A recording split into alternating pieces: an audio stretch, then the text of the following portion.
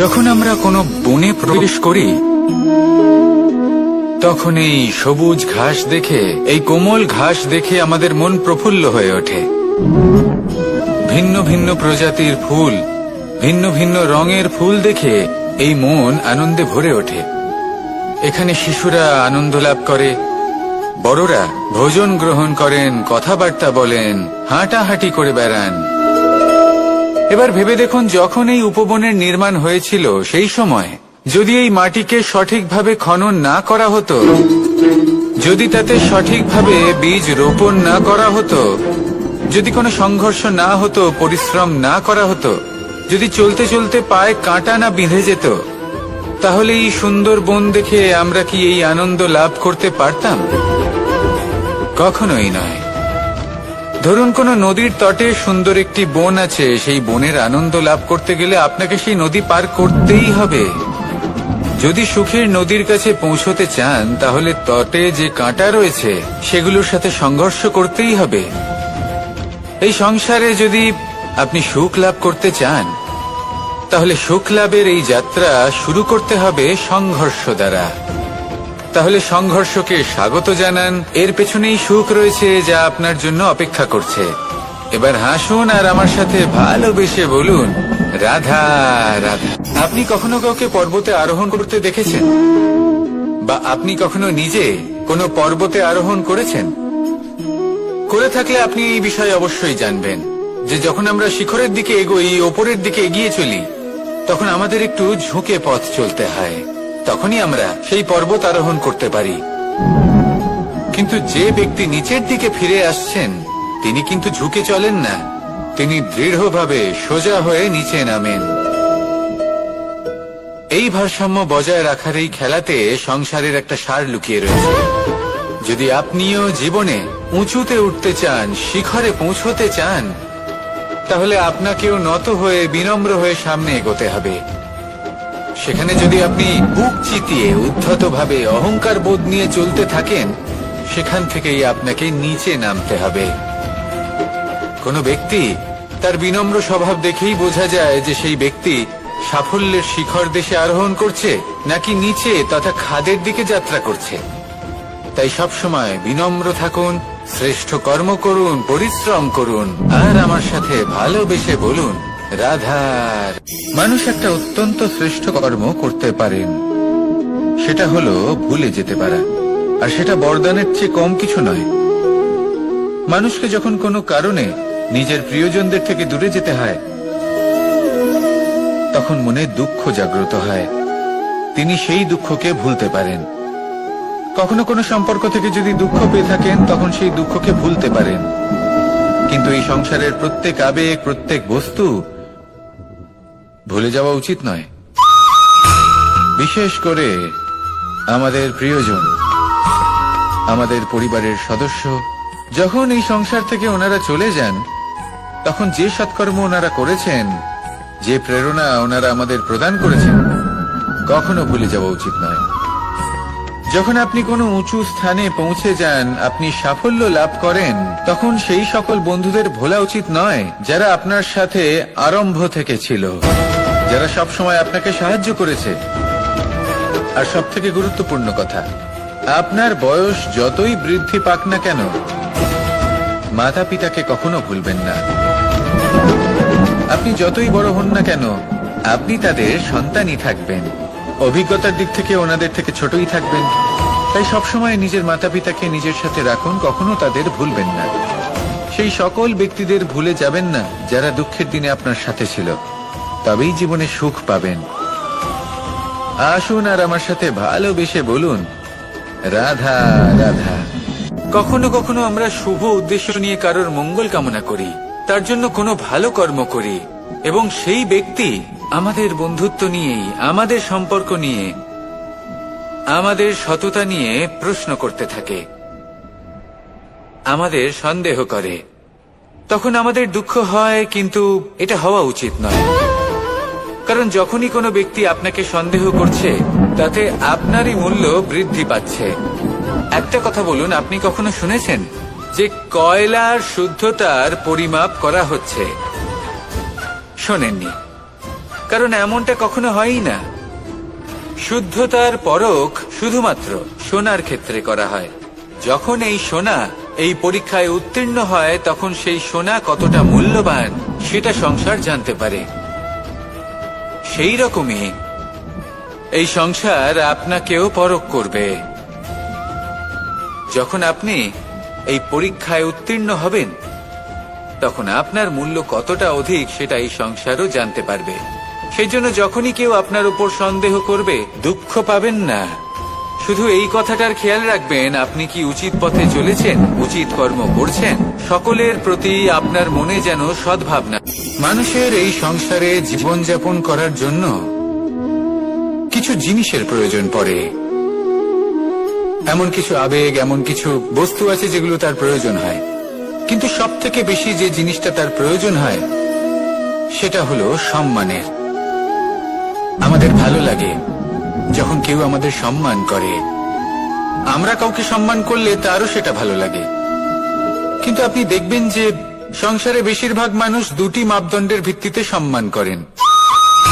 হয় বয়স দেখে করেন বা উপার্জন দেখে, অর্থাৎ সেই ব্যক্তি কতটা উপার্জন করেন।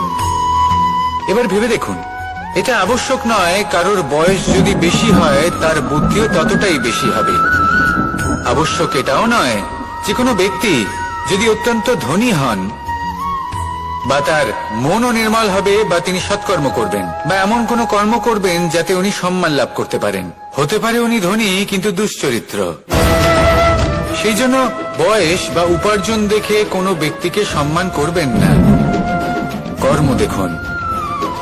যদি গভীরভাবে ভেবে দেখেন তাহলে দেখবেন যদি কোনো মানুষ কোনো সৎকর্ম করেন তাহলে তার প্রতি হৃদয় থেকে সম্মান জাগ্রত হয়। এটাই হলো সেই সম্মান যা অর্জন করতে হবে। বয়স আজ আছে, কাল আরো বৃদ্ধি পাবে।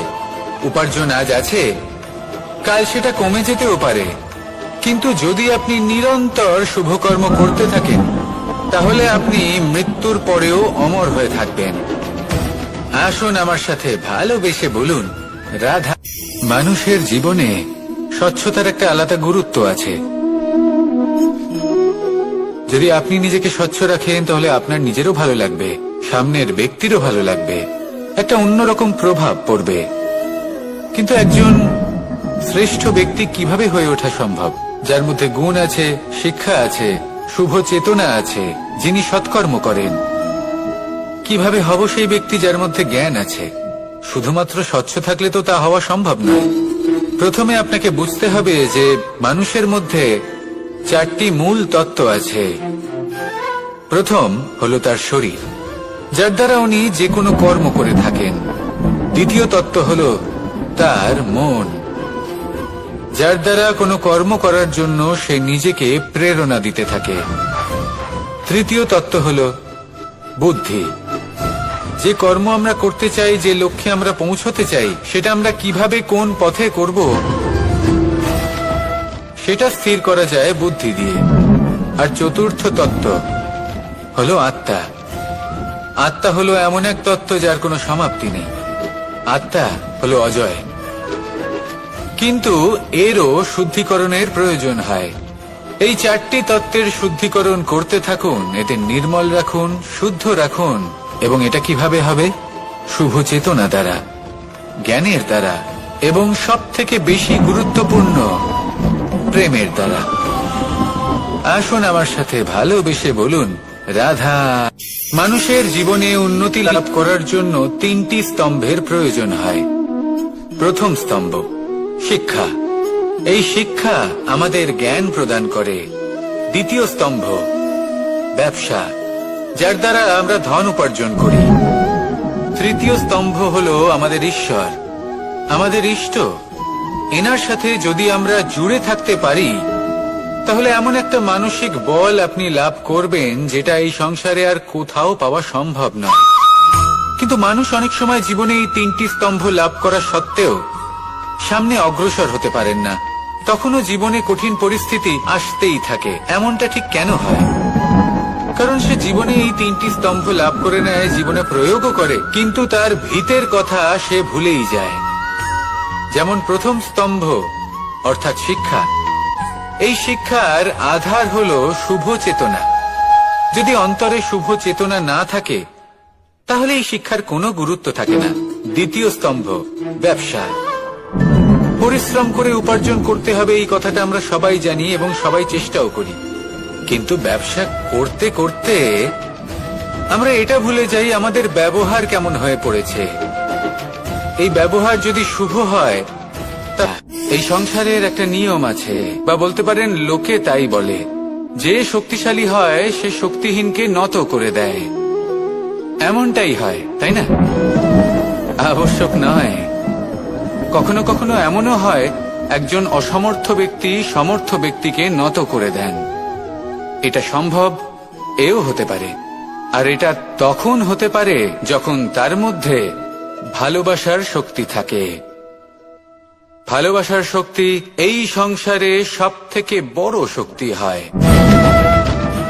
এই ভালোবাসার শক্তি দ্বারাই নির্ধন সুদামা আমাকে দিয়ে নিজের পা ধুইয়ে নিল, কিছু না বলেই, কিছু না চেয়েই।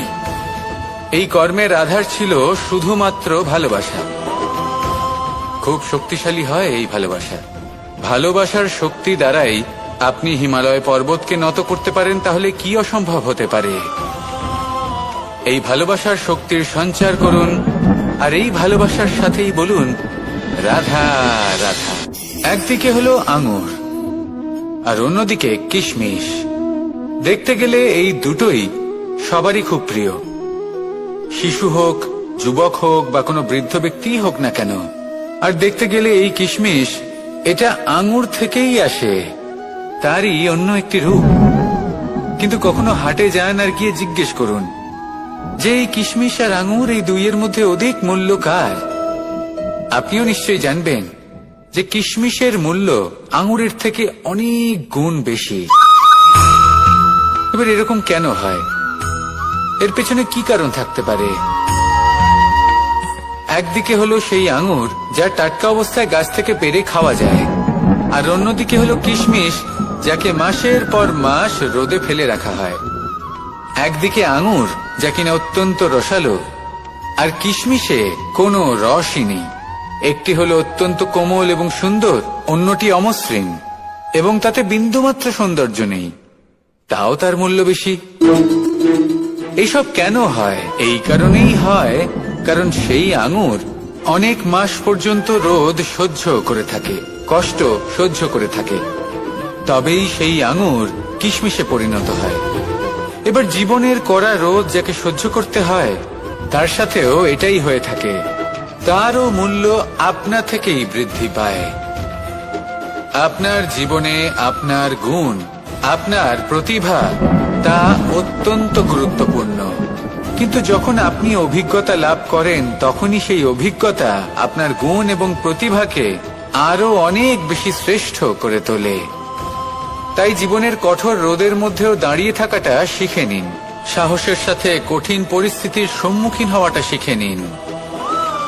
ঠিক এইভাবেই অভিজ্ঞতা লাভ করতে হয়, আর এই অভিজ্ঞতা আপনার মূল্য বৃদ্ধি করতেই থাকবে, করতেই থাকবে। আর তখন এই মন প্রসন্ন হয়ে বলবে রাধা রাধা। আমাদের সকলের জীবনেই দুই ধরনের ব্যক্তি থাকেন, বন্ধু এবং শত্রু। তারা হলেন আমাদের প্রিয় বন্ধু, যারা আমাদের জীবনে সবসময় আমাদের পাশে থাকেন। কখনো কখনো আমরা তাদের জন্য কিছুই করি না, তাও তারা আমাদের আনন্দ প্রদান করেন, ভালোবাসা প্রদান করেন। আর অন্যদিকে থাকে আমাদের শত্রু। দেখতে গেলে যখন আমরা জন্ম নিই, তখন কিন্তু আমাদের কোনো বন্ধু থাকে না, আমাদের কোনো শত্রুও থাকে না। কিন্তু যত ধীরে ধীরে আমরা জীবনে এগোতে থাকি, আমাদের বয়স বাড়তে থাকে, তখন আমাদের বন্ধু আর শত্রু এই দুইয়ের সংখ্যা বাড়তে থাকে। আর সেই সবকিছু নির্ভর করছে আমাদের কথার ওপর এবং আমাদের ব্যবহারের ওপর। এবারে আপনি যদি কোনো ব্যক্তিকে স্বাগত জানান উদার চিত্তে, ভালোবেসে, তাহলে সেই ব্যক্তি আপনার বন্ধু হবেই হবে। কিন্তু যদি আপনি নিজে হাতে কাউকে সামনে অগ্রসর হতে বাধা দেন, বিনা কারণে তার সাথে খারাপ ব্যবহার করেন, তাহলে তার মনে শত্রুতার বোধ অবশ্যই জেগে উঠবে। আর রইল বিষয় কথা, যদি আপনার কথা মধুর হয়, তাহলে সবাইকে আপনি আপন করে নিতে পারবেন। এই কথাই যদি কটু হয় তাহলে আপনার আপনজনেরাও দূরে চলে যেতে পারে। তাই নিজের কথার উপর সংযম রাখুন এবং নিজের আচরণ উদার করে তুলুন। জীবনে সুখই সুখ থাকবে। আসুন আমার সাথে ভালোবেসে বলুন, রাধা। এই সংসারে সব থেকে ভয়ানক এবং গভীর অন্ধকার কোনটা? সেটা যখন মেঘ সূর্যকে ঢেকে দেয় এবং সংসার অন্ধকারাচ্ছন্ন হয়ে ওঠে, নাকি তখন যখন সূর্যাস্তের সময় ঘনিয়ে আসে, সূর্য ঢলে যায় এবং এই সংসারে অন্ধকার ছেয়ে যায়, নাকি সেই অমাবস্যার রাত্রি যখন চতুর্দিকে ঘন অন্ধকার থাকে এবং চন্দ্রমার প্রকাশ কোথাও থাকে না? না, এই সংসারে সব থেকে বেশি ভয়ানক অন্ধকার হলো মানসিকতার অন্ধকার। মানসিকতা খুব গভীর একটা বিষয়। এই মানসিকতাই সত্যের রূপ ধারণ করে এবং আমাদের এই মানসিকতা এবং বিবেকে একটা সূর্য থাকে। যদি আমরা এটা জীবন থেকে বের করে ফেলি তাহলে নিরাশা, হতাশা, অসফলতা এর এমন এক ঘন অন্ধকারে আমরা ফেসে যাব যে তার থেকে বাইরে বের হওয়া প্রায় অসম্ভব ব্যাপার হয়ে দাঁড়াবে। বড়ই কঠিন হয় সেই সময়। সেই জন্য ইতিবাচক মনোভাব থাকা খুব প্রয়োজনীয়। এটা ভাববেন না যে এটা আমার সাথে কেন হলো, এই সমস্যা কেন এলো, ওই ব্যক্তি আমার সাথে এটা কেন করলেন। এটা ভাবুন যে আমি জীবনে যে পরিস্থিতিতে দাঁড়িয়ে আছি তার থেকে আমি ঠিক কিভাবে বাইরে বেরোতে পারবো। যতই ঘন অন্ধকার থাকুক না কেন, খুব ছোট একটা প্রদীপের প্রকাশ আমাদের পথপ্রদর্শক হয়ে দাঁড়াতে পারে। আর আমাদের জীবনে এই ছোট্ট একটা প্রকাশ হলো আশা। এই আশার একটি কিরণ আমাদের অত্যন্ত গাঢ় অন্ধকারেও পথ দেখাতে পারে। তাই এই আশাকে সবসময় মনে প্রজ্বলিত করে রাখুন। গাঢ় থেকে গাঢ় অন্ধকারের সাথে, কঠিন থেকে কঠিনতর সমস্যার সাথে লড়াই করুন, সামনে এগিয়ে চলুন আর আমার সাথে ভালোবেসে বলুন, রাধা। এই সংসারে এমন কোন আবেগ আছে যা সবসময় কটু বলে মনে হয়, কিন্তু সবার শেষে এটি সব থেকে বেশি মধুর উপলব্ধি প্রদান করে, সব থেকে বেশি মধুর অনুভূতি প্রদান করে। উত্তর পেলেন না? আপনাকে একটা উদাহরণ দিই। যখন মাতা সীতাকে অপহরণ করা হয়েছিল তখন শ্রীরাম অপেক্ষা করেছিলেন 4 মাস পর্যন্ত। উনি খুঁজতে চেয়েছিলেন কিন্তু উনি ওনার খোঁজ বন্ধ রেখেছিলেন। কল্পনা করে দেখুন ওনার কতটা যন্ত্রণা হয়েছিল। উনি শুধু অপেক্ষা করছিলেন কারণ তখন বর্ষা ছিল। অনেক দিন পর্যন্ত সূর্যের আলো দেখা যায়নি।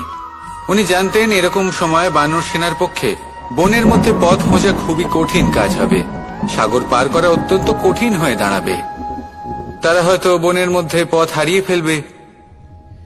উনি অপেক্ষা করলেন, আর এই অপেক্ষার ফল হিসেবে উনি কি লাভ করলেন? সাগরে সেতু নির্মাণ করলেন এবং মাতা সীতাকে সসম্মানে আবার ফিরিয়ে আনলেন। যদি শ্রীরাম অপেক্ষা না করতেন তাহলে হয়তো এই সবকিছু কখনোই সম্ভব হতো না। এটাই হলো শক্তি ধৈর্যের।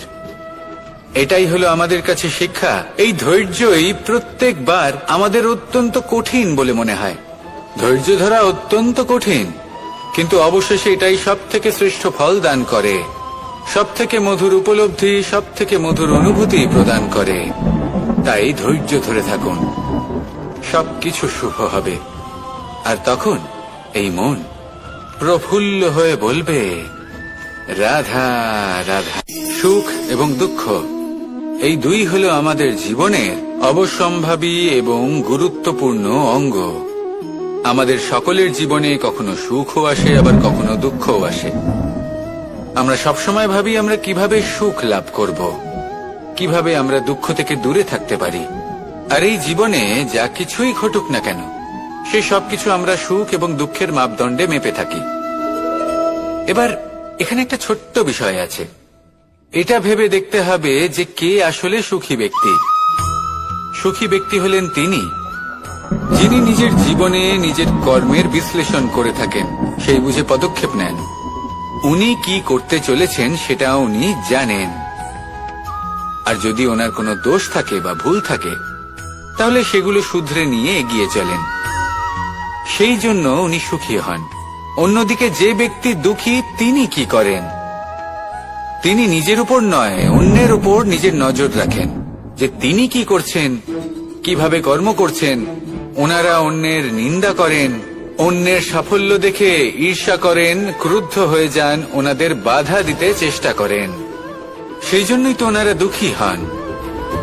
এই সংসারে এমন অনেক ব্যক্তি আছেন যারা এই কারণে দুঃখী নন যে তাদের জীবনে দুঃখ আছে। তারা এই কারণে দুঃখ পান কারণ অন্যের জীবন অনেক বেশি সুখের। দেখুন, শেষ পর্যন্ত আপনাকে নিজের কর্মের প্রতি মনোসংযোগ করতেই হবে, অন্যের প্রতি নয়। কারণ আপনার জীবনে আপনার কর্ম হলো এমন একটা জিনিস যা আপনার নিয়ন্ত্রণে আছে। নিরন্তর চেষ্টা করতে থাকুন, নিজের কর্মকে বুঝতে শিখুন, শুধরে নিন, নিজেকে শ্রেষ্ঠ করে তুলুন। তখন সাফল্য নিজে থেকে আপনার কাছে আসবে আর এই মন প্রসন্ন হয়ে বলবে, রাধা রাধা। মুক্তোর এই মালা দেখতে কত সুন্দর হয়, তাই না? যিনি ধারণ করেন তাকেও এটা শীতলতা প্রদান করে, আর যে ব্যক্তি দেখে তার চোখও এই দৃশ্য দেখে শান্তি উপলব্ধি করে।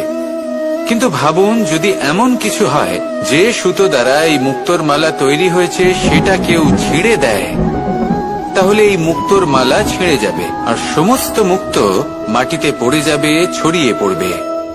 তখন কি আমরা এটা ভাববো যে এটা তো মাটিতে পড়ে থাকা বস্তু, এটা আমি তুলবো না? ভাববো না, তাই না? আমরা নিচু হয়ে একটা মুক্তো কুড়িয়ে নিই এবং আবার এদের সুতোর মধ্যে প্রবেশ করাই। কেন? কারণ এই মুক্তো হলো বহুমূল্য।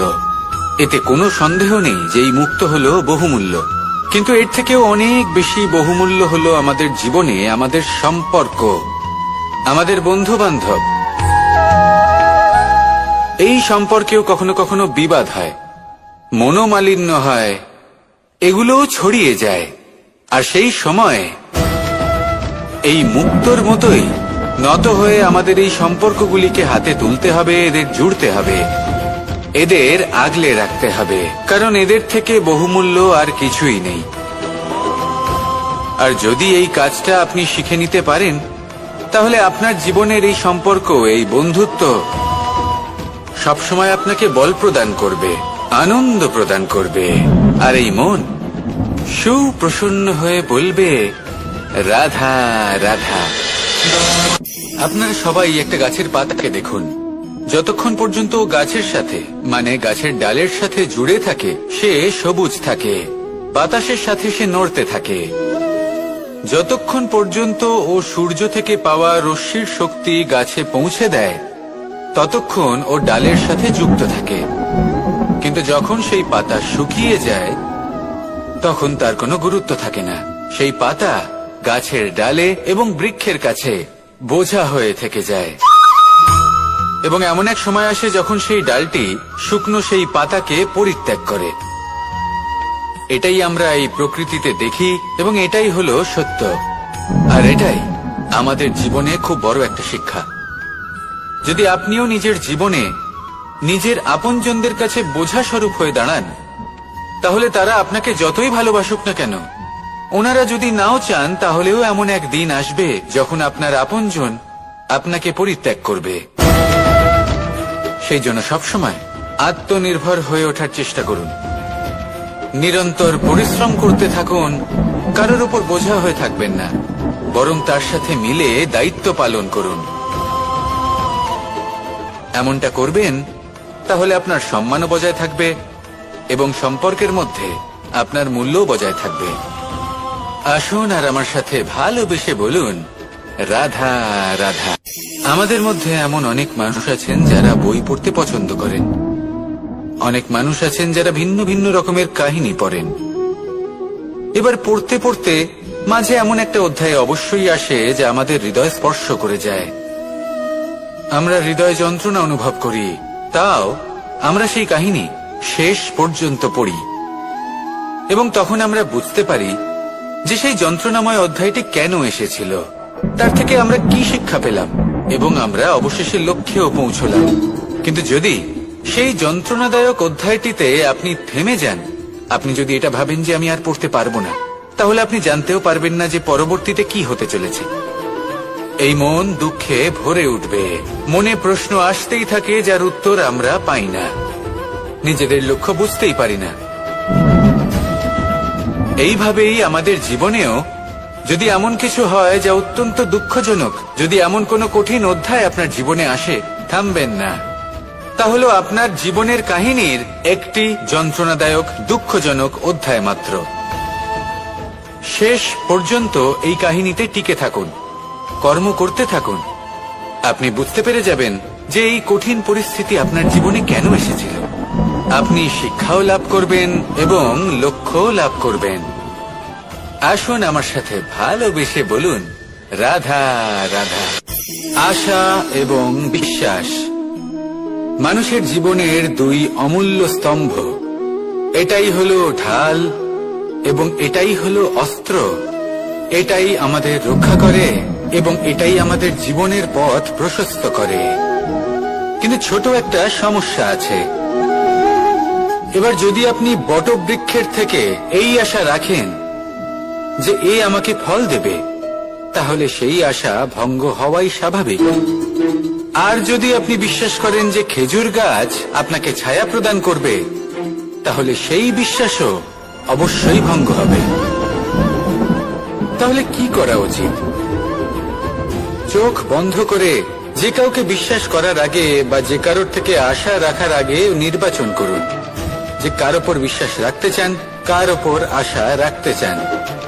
তবে আমি তো বলবো যে বিশ্বাস করতে হলে নিজের ওপর করুন, যে এই সংসারে এমন কোনো কাজ নেই যা আপনি করতে পারেন না।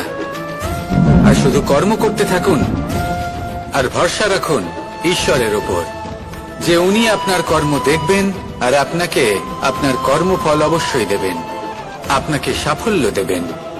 যদি আপনার বিশ্বাস অটল হয়, নিরন্তর পরিশ্রম করেন, তাহলে ঈশ্বর কখনোই আপনার আশা ভঙ্গ হতে দেবেন না। আসুন আর আমার সাথে ভালোবেসে বলুন, রাধা।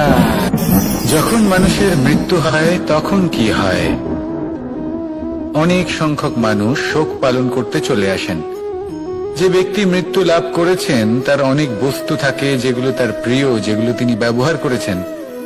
তার শয্যা, তার বস্ত্র, তার আভূষণ সবকিছু তার থেকে বিচ্ছিন্ন করা হয় এবং খালি হাতে তাকে শ্মশানের উদ্দেশ্যে রওনা করা হয়। আমি আপনাকে এই প্রশ্ন করতে চাই, আপনি এই সংসারে কি অর্জন করেছেন? ধন সম্পত্তি, বস্ত্র, আভূষণ, এই সবকিছু যে আপনি অর্জন করেছেন, আপনার মৃত্যুর পরে তা আপনার থেকে দূর হয়ে যাবে। এর উত্তর হলো একটাই, আপনার কর্ম। শুধু সেটাই আছে যা একান্ত আপনার, আর শুধু সেটাই এই সংসার থেকে চলে যাওয়ার পরেও সংসারেই জীবিত থাকবে। যদি আপনি দুষ্কর্ম করেন, তাহলে এই সংসার আপনাকে একটি অনুচিত উদাহরণ হিসেবে মনে রাখবে যে এই ব্যক্তি খুব পাপী ছিল, অনুচিত কর্ম করতেন। যে পথে তিনি চলেছেন সেই পথে কারোর চলা উচিত নয়।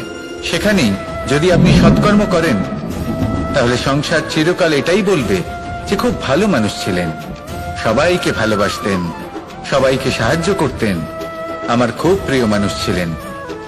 এটাই হলো শ্রেষ্ঠ কর্ম। সেই জন্য জীবনে শুধুমাত্র ধন সম্পত্তি, আভূষণ এই সব অর্জন করতে গিয়ে নিজের মনোনিবেশ করবেন না। শ্রেষ্ঠ কর্ম করুন। সংসার থেকে চলে যাওয়ার পরেও এই কর্মই এই সংসারে আপনাকে জীবিত রাখবে। আসুন আমার সাথে ভালোবেসে বলুন, রাধা রাধা। এই শুকনো পাতাটিকে দেখুন, নিষ্প্রাণ হয়ে পড়েছে। কোন একটা সময় এই পাতাটি একটা গাছের ডালে ছিল। সেই গাছ ওর লালন পালন করত। যখন যখন বাতাস বইত, এই পাতায় কম্পন দেখা দিত, মনকে প্রফুল্ল করে তুলত। কোন একদিন এই পাতা গাছের ডাল থেকে ঝরে পড়ে গেল। নিঃসন্দেহে ও নিজের স্বাধীনতা পেল, কিন্তু আস্তে আস্তে শুকিয়ে গেল, নিষ্প্রাণ হয়ে গেল। দেখুন, আমি এই কথা বলছি না যে স্বাধীনতা অনুচিত, কখনোই না। কিন্তু যে কোনো পরিস্থিতিতে স্বাধীন হতে চাওয়া এটা নিশ্চিত রূপে অনুচিত। আমরা যদি আমাদের জীবনে পরিবারের গুরুত্ব ভেবে দেখি, তাহলে এই পরিবারে যতই মতভেদ থাকুক না কেন, যতই মনোমালিন্য থাকুক না কেন, যতই বিবাদ থাকুক না কেন, এই সব মিটিয়ে নেওয়া অত্যন্ত প্রয়োজনীয়। সেই সবকিছু সমাপ্ত করা অত্যন্ত প্রয়োজনীয়। কখনো এই পরিবারকে ভাঙতে দেবেন না, কখনো এই পরিবার থেকে দূরে চলে যাবেন না। এই পরিবার হলো আমাদের জীবনের একটা অমূল্য সম্পদ, অমূল্য এক আশ্রয়, যা এই সংসারে হয়তো কোথাও আপনি পাবেন না। তাই একে আগলে রাখুন। ভেবে নিন আপনি পাতা আর আপনার পরিবার সেই গাছ। আসুন আমার সাথে ভালোবেসে বলুন, রাধা রাধা। কখনো কখনো অন্ধকারের সাথে লড়াই করার জন্য আমরা প্রদীপ জ্বালাই। এতে প্রথমে সলতে রাখি, তারপর তেল ঢালি, তারপর আগুন জেলে এটা প্রজ্বলিত করি। তারপর একটা সময় আসে যখন এই প্রদীপ নিভে যায়। কারণটা কি? কারণ কি এটা যে প্রদীপের প্রকাশমান হওয়ার ক্ষমতা সমাপ্ত হয়েছে? না, এই যে আগুন আমরা দেখতে পাচ্ছি, এই আগুনের জন্য যে শক্তির প্রয়োজন হয় তা আসে এই তেল থেকে। যদি এই তেল সমাপ্ত হয়ে যায়, তাহলে এই প্রকাশ তাও সমাপ্ত হয়ে যায়। আর আমাদের জীবনে এই তেল হলো আমাদের কর্ম, আর এই আগুন আর এর দ্বারা উৎপন্ন হওয়া প্রকাশ আমাদের ভাগ্য। যত আমাদের কর্ম ক্ষীণ হতে থাকবে, আমাদের ভাগ্য সৌভাগ্য কোথাও না কোথাও লুপ্ত হয়ে যাবে। যে উজ্জ্বল ভবিষ্যৎ আমরা চাইছি তা কখনো লাভ করতে পারবো না যদি কর্ম না করি। ঠিক যেমন তেল ছাড়া অগ্নি উৎপন্ন হয় না, তেমনি কর্ম ছাড়া সৌভাগ্য হয় না। আর যেমন কর্ম তেমন ভাগ্য। তাই সবসময় কর্ম করতে থাকুন, কর্ম করা থামাবেন না। আর আমার সাথে ভালোবেসে বলুন, রাধা রাধা। যখন আমরা মৌন থাকি তখন আমরা কতটা শক্তি ব্যয় করি, বিন্দুমাত্র নয়। সেখানেই যখন আমরা রুষ্ট হই তখন আমরা কতটা শক্তি ব্যয় করি। আমাদের রক্ত গরম হয়ে ওঠে, চোখ থেকে যেন অগ্নি বর্ষা হয়, আমরা চিৎকার করতে থাকি, জোরে কথা বলি, কখনো কখনো আমরা অনুচিত কর্ম করে বসি। সবকিছুই ক্রোধের বশে করি। এবার এই ক্রোধকে মৌনতায় পরিণত করতে হবে। এই কাজটা চোখে দেখা যায় না, এই কাজ সরল নয়, এই কাজ হলো অত্যন্ত কঠিন, এবং এই কাজই শ্রেষ্ঠ। সেই ব্যক্তি শক্তিশালী নন যিনি কথায় কথায় ক্রুদ্ধ হয়ে যান, কথায় কথায় যিনি আক্রমণ করেন। আজ্ঞে না, সব থেকে বেশি শক্তিশালী ব্যক্তি হলেন তিনি যিনি নিজের ক্রোধকে মৌনতায় পরিবর্তন করতে পারেন, যিনি শান্ত মনে পরিস্থিতিকে বোঝেন, তার আকলন করেন, আর তারপর বিবেকের দ্বারা সিদ্ধান্ত নেন। তিনি হলেন সব থেকে শক্তিশালী ব্যক্তি। তাহলে সেই ব্যক্তি হয়ে উঠুন আর আমার সাথে ভালোবেসে বলুন, রাধা রাধা।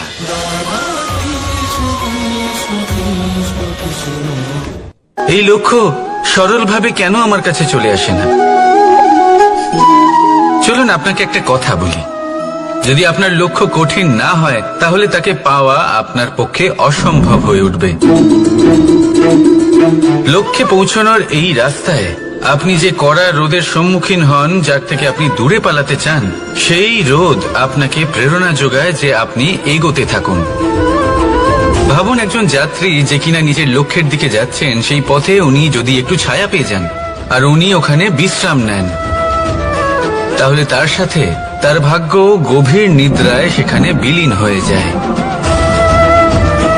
তাই পরিশ্রমের করা রোদের থেকে কখনো দূরে পালাবেন না। জীবনে শুধু সামনে এগোতে থাকুন দৃঢ়তার সাথে। আর লক্ষ্য সরল হোক, কঠিন হোক বা অত্যাধিক কঠিন হোক, একটা কথা মনে রাখবেন, যে জীবনের লক্ষ্যে পৌঁছতে পেরেছে সে লক্ষ্য প্রাপ্তির জন্য আফসোস কখনোই করে না। রাধা রাধা।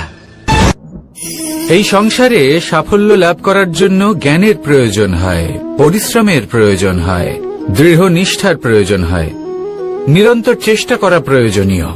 কিন্তু আরো কিছু আছে যা অত্যন্ত প্রয়োজনীয় এবং গুরুত্বপূর্ণ। তা হলো ভালো বন্ধু।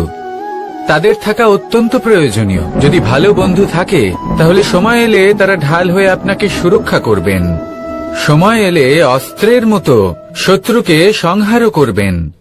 যদি তিনি জ্ঞানী হন, তাদের মধ্যে সদ্গুণ থাকে, তাহলে এই সব গুণ আপনার মধ্যেও প্রবেশ করবে।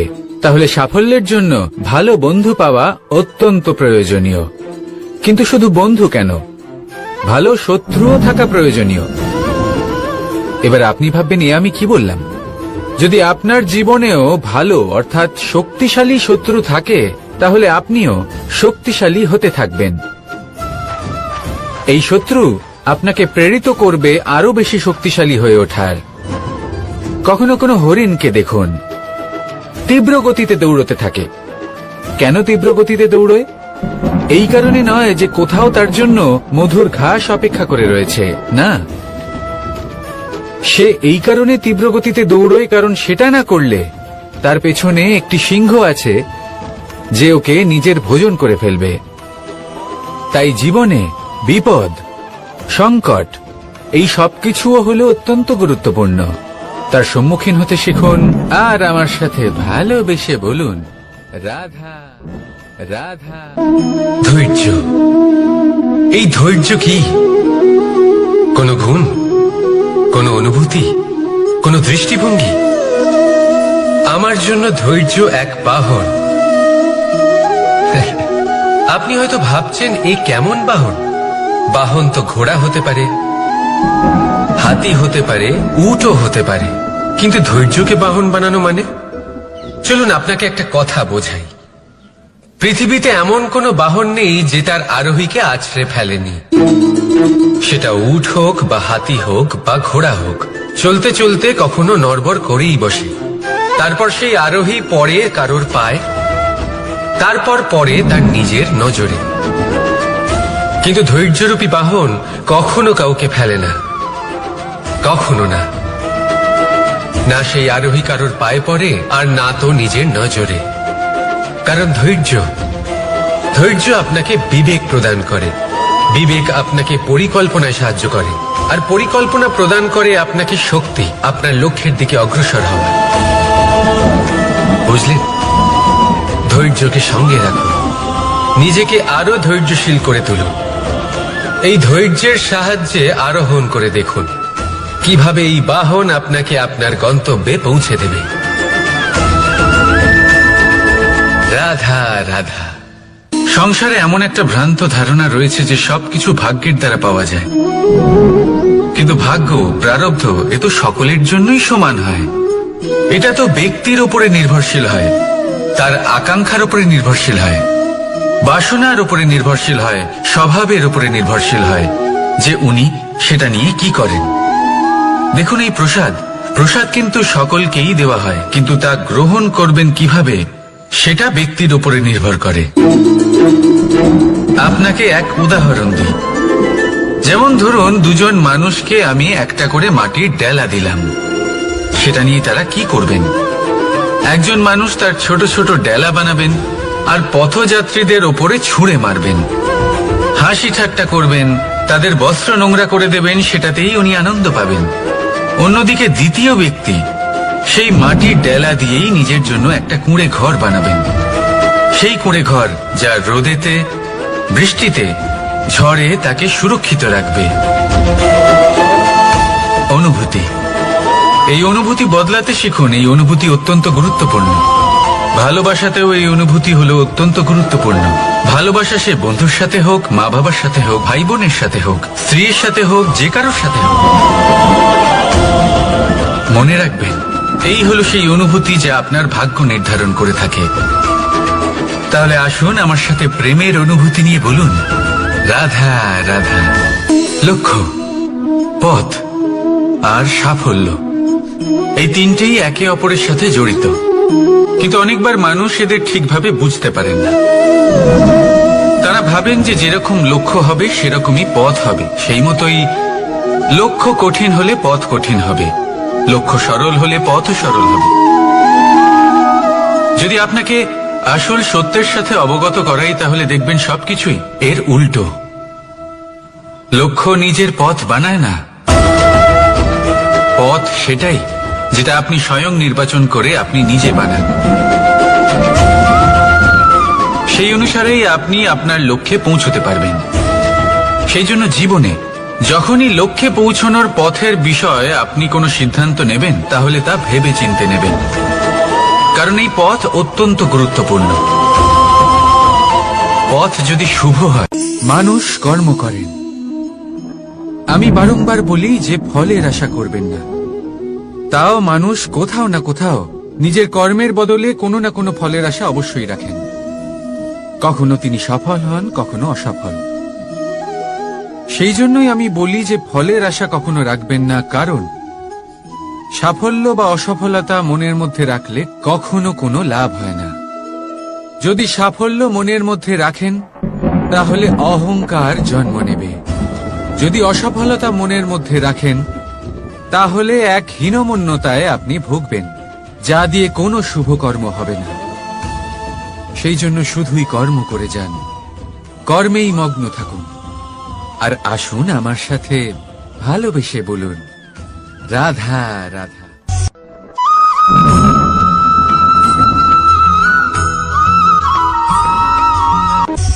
বন্ধু আর শত্রু প্রত্যেকের জীবনের একটা বড় অংশ এর উপরে নির্ভরশীল হয়ে থাকে। আপনার জীবনের সফলতা আর অসফলতাও এর উপরে নির্ভরশীল। কিন্তু এই বন্ধু এবং শত্রুদের খুঁজে পাওয়ার জন্য আপনাদের বাইরে যাবার প্রয়োজন নেই, কারণ এরা স্বয়ং আপনার ভেতরেই আছে। আপনি যদি বিনম্র থাকেন, যদি আপনি নিরন্তর প্রয়াস করতে পারেন, তাহলে আপনার কোনো বন্ধুর প্রয়োজন নেই। যদি আপনার মধ্যে অহংকার থাকে, যদি প্রতি কথায় আপনার মধ্যে ক্রোধ উৎপন্ন হয়, তাহলে আপনার শত্রুর কোনো প্রয়োজনই নেই। নিজের অন্তরের এই বন্ধু ও শত্রুকে চিনুন, আর আমার সাথে ভালোবেসে বলুন, রাধা রাধা।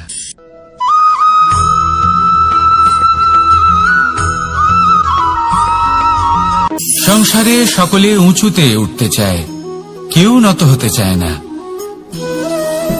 সবাই এটা মনে করে যে নত হওয়ার অর্থ হলো তাদের আত্মসম্মান এবং অহংবোধের বিরুদ্ধাচরণ করা। তাদের মনে হয় যে যদি আমরা নত হই, সংসার আমাদের দুর্বল মনে করবে, তাদের শৌর্য এবং তাদের ব্যক্তিত্বের অপমান হবে। কিন্তু এটা কি সত্যি? প্রত্যেকবার নত হওয়ার অর্থ কি সম্মানহানি হওয়া? কখনোই নয়। আপনি নিজের জীবনকেই দেখে নিন। আপনার কোনো অমূল্য জিনিস যদি নিচে পড়ে যায় তাহলে তাকে কিভাবে তোলেন? সেই বস্তুকে তোলার জন্য আপনাকে নত হতেই হবে। আপনি বড়দের আশীর্বাদ কিভাবে লাভ করেন? আপনি নত হয়ে তবেই তাদের আশীর্বাদ লাভ করতে পারেন, তাই না? ভেবে দেখুন, আপনি একটা পথে হাঁটছেন, আপনি দেখতে চাইছেন যে আপনি সঠিক পথে হাঁটছেন কিনা, পায়ের নিচে কাঁটা পড়ে আছে কিনা। কিভাবে দেখবেন? আপনাকে সেই মাথা নত করেই দেখতে হবে। এর অর্থ কি? অর্থ খুব সহজ। প্রত্যেকবার নত হওয়া অনুচিত নয়, সেটা কোনোভাবেই সম্মানহানি নয়। পরিস্থিতি অনুসারে এবং যেখানে প্রয়োজন আপনি নত হতে শিখে গেলে আপনি অনেক কিছুই লাভ করতে পারবেন। জ্ঞান, মান, গুণ, বিশ্বাস। সেই জন্য প্রয়োজন এবং পরিস্থিতি অনুসারে নত হতে শিখুন, এতে অনুচিত কিছুই নেই। আত্মসম্মান থাকা অত্যন্ত প্রয়োজনীয়, কিন্তু তা যেন কখনো অহংকারে পরিণত না হয়। এই বিষয়ে অবশ্যই নজর রাখবেন এবং আমার সাথে ভালোবেসে বলবেন, রাধা রাধা।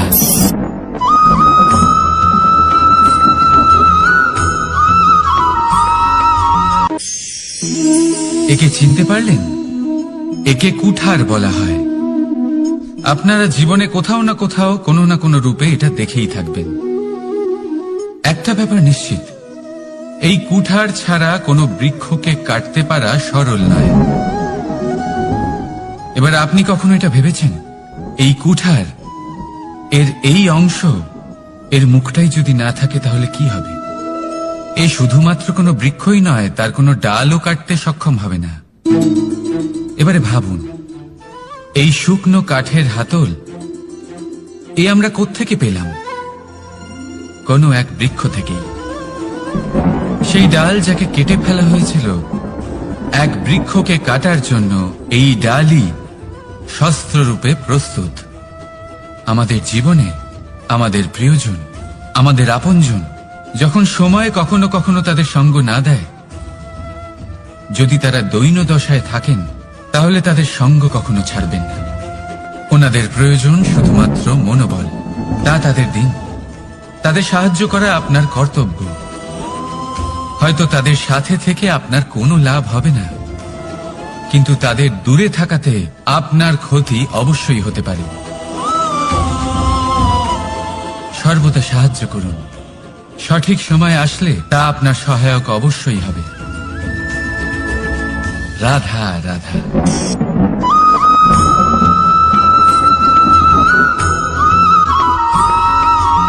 যোগাসন। এই আগুনের জন্য যে শক্তির প্রয়োজন হয় তা আসে এই তেল থেকে। যদি এই তেল সমাপ্ত হয়ে যায়, তাহলে এই প্রকাশ তাও সমাপ্ত হয়ে যায়। আর আমাদের জীবনে এই তেল হলো আমাদের কর্ম, আর এই আগুন আর এর দ্বারা উৎপন্ন হওয়া প্রকাশ আমাদের ভাগ্য। যত আমাদের কর্ম ক্ষীণ হতে থাকবে, আমাদের ভাগ্য সৌভাগ্য কোথাও না কোথাও লুপ্ত হয়ে যাবে। যে উজ্জ্বল ভবিষ্যৎ আমরা চাইছি তা কখনো লাভ করতে পারবো না যদি কর্ম না করি। ঠিক যেমন তেল ছাড়া অগ্নি উৎপন্ন হয় না, তেমনি কর্ম ছাড়া সৌভাগ্য হয় না। আর যেমন কর্ম তেমন ভাগ্য। তাই সবসময় কর্ম করতে থাকুন, কর্ম করা থামাবেন না। আর আমার সাথে ভালোবেসে বলুন, রাধা রাধা।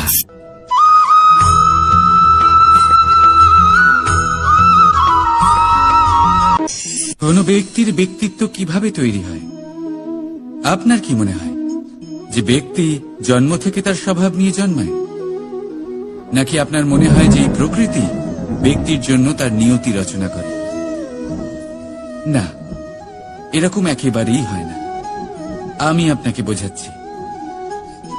যখনই বৃষ্টি পড়ে কোনো বিন্দুর দিকে দেখবেন। এবার এই বিন্দু যেখানে পড়ছে তার উপরে নির্ভর করছে তারপর কি হবে। যদি এই বিন্দু পড়ে কোনো ক্ষেতের উপরে, তাহলে কোনো নতুন ফসলের জন্ম দেবে। যদি সে গরম কড়াইতে পড়ে, তাহলে বাষ্পীত হবে। যদি সে কোনো সাপের মুখের ভেতরে পড়ে, তাহলে বিষ তৈরি হবে। ঝিনুকের ভেতরে পড়লে মুক্তো তৈরি হবে। যদি কোনো পাতার ওপরে পড়ে, তাহলে শিশির তৈরি হবে। একই বিন্দু, কিন্তু তার সঙ্গত তার ভবিষ্যৎ এবং ব্যক্তিত্ব নির্ধারণ করবে। এবার এটা তো শুধুমাত্র এক বিন্দু। তার কাজ হলো শুধুমাত্র পড়া। কোথায় সেটা সেও নির্ধারণ করতে পারে না। কিন্তু আপনি হলেন মানুষ। আপনি বাছাই করতে পারবেন যে আপনার সঙ্গী কারা হবে, কাদের সাথে আপনি মেলামেশা করে বড় হবেন। তাই তা ভালোভাবে করুন, কারণ এই নির্বাচন আপনার হাতে।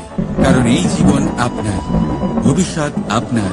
এবার আপনি মহান হতে চান কি না, তার নির্ণয় আপনাকেই করতে হবে।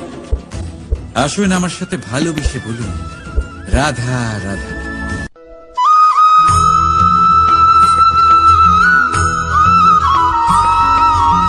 ভয়ের সাথে আমরা সবাই পরিচিত। কষ্টও আমরা সবাই পেয়েছি। কখনো কখনো আমরা অসুস্থ হয়ে পড়ি, আর এমন সময় হলে মাতার মমতা, কখনো বাবার স্নেহ, কখনো বন্ধুদের পাশে থাকার অনুভূতি আমাদের রোগ নিরাময়ে সাহায্য করে। কখনো যদি আমরা নিরাশ হয়ে পড়ি, তখন যদি আমাদের কোনো আপনজন আমাদের দুটো ভালো কথা বলে, তখন আমাদের মনোবল বেড়ে যায়। ঠিক তেমন সংসারের এই রঙ্গমঞ্চে যদি আপনি পীড়িত অনুভব করেন, কিছু শুভ কথা আলোচনা করুন, কিছু স্তুতি গান করুন, কিছু মুহূর্তের জন্য হলেও নিজের ইষ্টদেবের কথা স্মরণ করুন আর প্রার্থনা করুন। সাহস বাড়বে, শক্তিও বৃদ্ধি পাবে এবং সামনে এগিয়ে চলার পথও দেখতে পাবেন। তখন এই মন প্রসন্ন হয়ে বলবে, রাধা রাধা।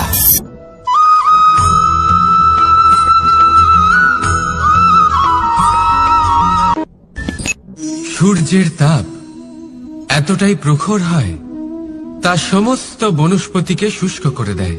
পুকুর হোক, নদী হোক, সরোবর হোক, সমস্ত শুষ্ক হয়ে যায়। কিন্তু আপনি কখনো শুনেছেন সূর্যের তাপে সমুদ্র শুকিয়ে গেছে? এমন কখনোই হয় না।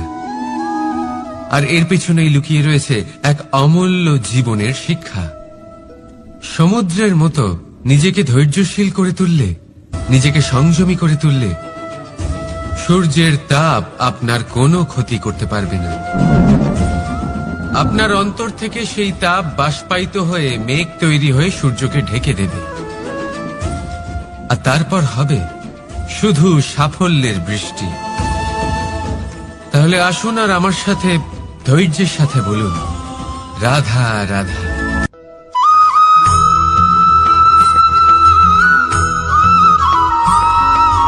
মানুষের জীবনে দুই ধরনের আবেগ থাকে যা চিরকাল তার সাথে বসবাস করে। প্রথম, স্বপ্ন। দ্বিতীয়, অজুহাত। মানুষ হাজার হাজার স্বপ্ন দেখতে পারে।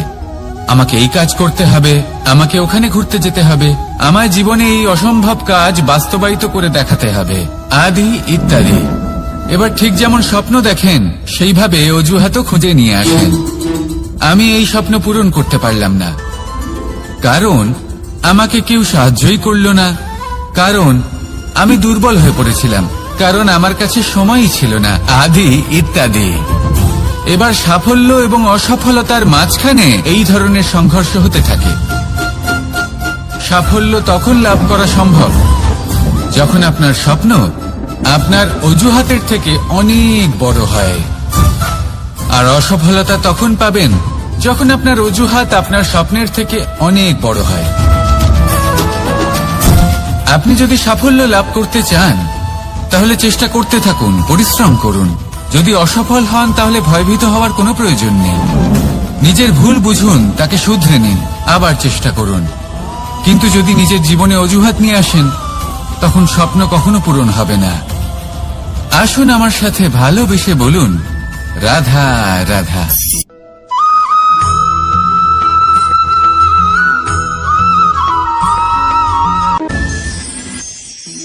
মানুষ অসুস্থ কেন হন?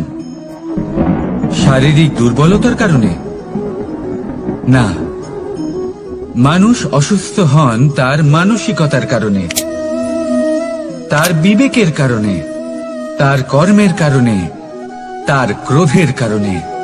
আর যখন কেউ সুস্থ হন, ঠিক হয়ে যান, তার মানে এটা নয় যে শুধু ওষুধের জন্য তিনি সুস্থ হয়েছেন। না, এটা কারোর তার প্রতি প্রেমের প্রভাব, বিশ্বাসের প্রভাব, সম্বলের প্রভাব। শুধুমাত্র ওষুধ দিয়ে কিছুই হয় না। যদি মনে প্রেম থাকে, বিবেক থাকে, বিশ্বাস থাকে, সম্বল থাকে, তবেই সেই ওষুধ কাজ করতে পারে। তাই মনে রাখবেন, এই জীবন হলো অত্যন্ত ছোট। মনে প্রেম ভাব রাখুন, মিত্রতা করুন, শত্রুতা নয়। ভালোবাসুন, বিদ্বেষ নয়। আর এই ভালোবাসার সাথেই বলুন, রাধা রাধা।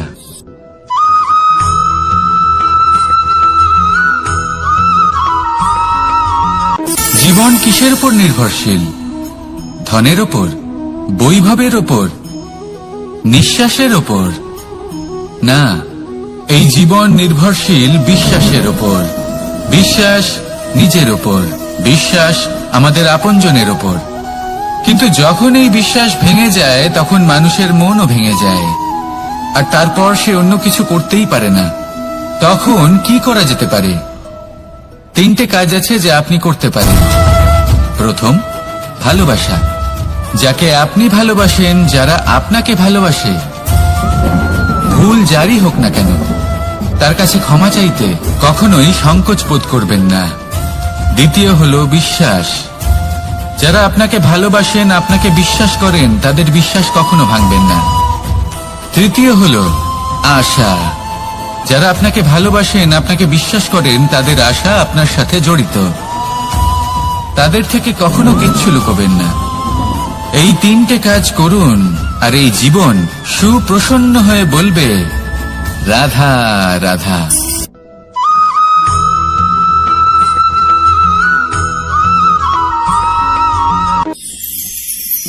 মানুষ জীবনে সব সময় চিন্তা করে, ভাবতে থাকে যে তার জীবনে কতই না সমস্যা। তারপরে নিজের আশেপাশে দেখে আর ভাবে যে সবাই কত প্রসন্ন, শুধু আমার জীবনেই সমস্যা আছে। কিন্তু বিষয়টা তা নয়। শুধু প্রত্যেক ব্যক্তিরই নয়, প্রত্যেক প্রাণীরও জীবনে সমস্যা আছে। এবার মানুষ একটা পাখিকে দেখে এটাই ভাবে যে এদের জীবন কতটা সহজ। কোন দেশেরই সীমারেখা এদের ওপর লাগু হয় না। কোথায় থাকবে সেই নিয়েও কোনো ভাবনা নেই। কত শান্তির জীবন এদের।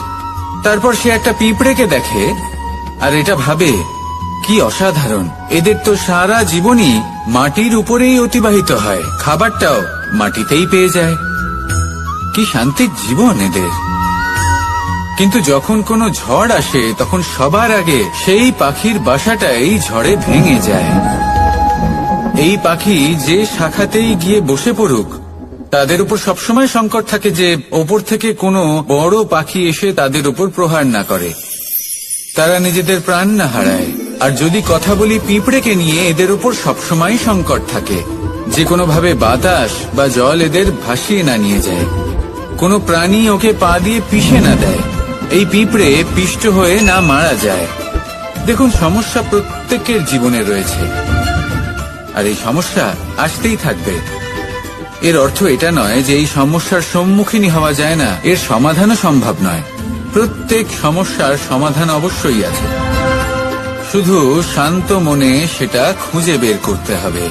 তাহলে সেটাই করুন, প্রত্যেক সমস্যার সমাধান করতে থাকুন। যত সমাধান করবেন জীবন আনন্দময় হয়ে উঠবে। যদি সমাধান না করেন তাহলে আজীবন দুঃখই পেতে থাকবেন।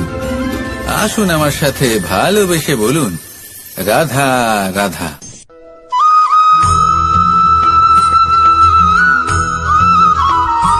প্রেম হলো এই সংসারের সবথেকে বড় ঢাল এবং সবথেকে বড় অস্ত্র।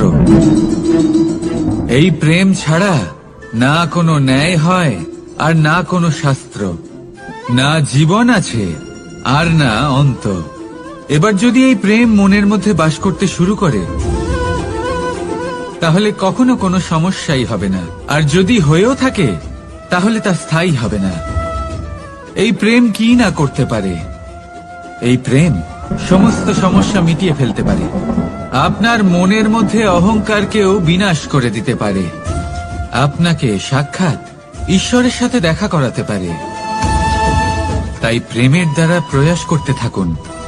এই সংসারের প্রত্যেক মানুষকে, প্রত্যেক বস্তুকে, প্রত্যেক জীব জন্তুকে ভালোবাসবেন, আর এই প্রেমের দ্বারাই বলুন, রাধা রাধা।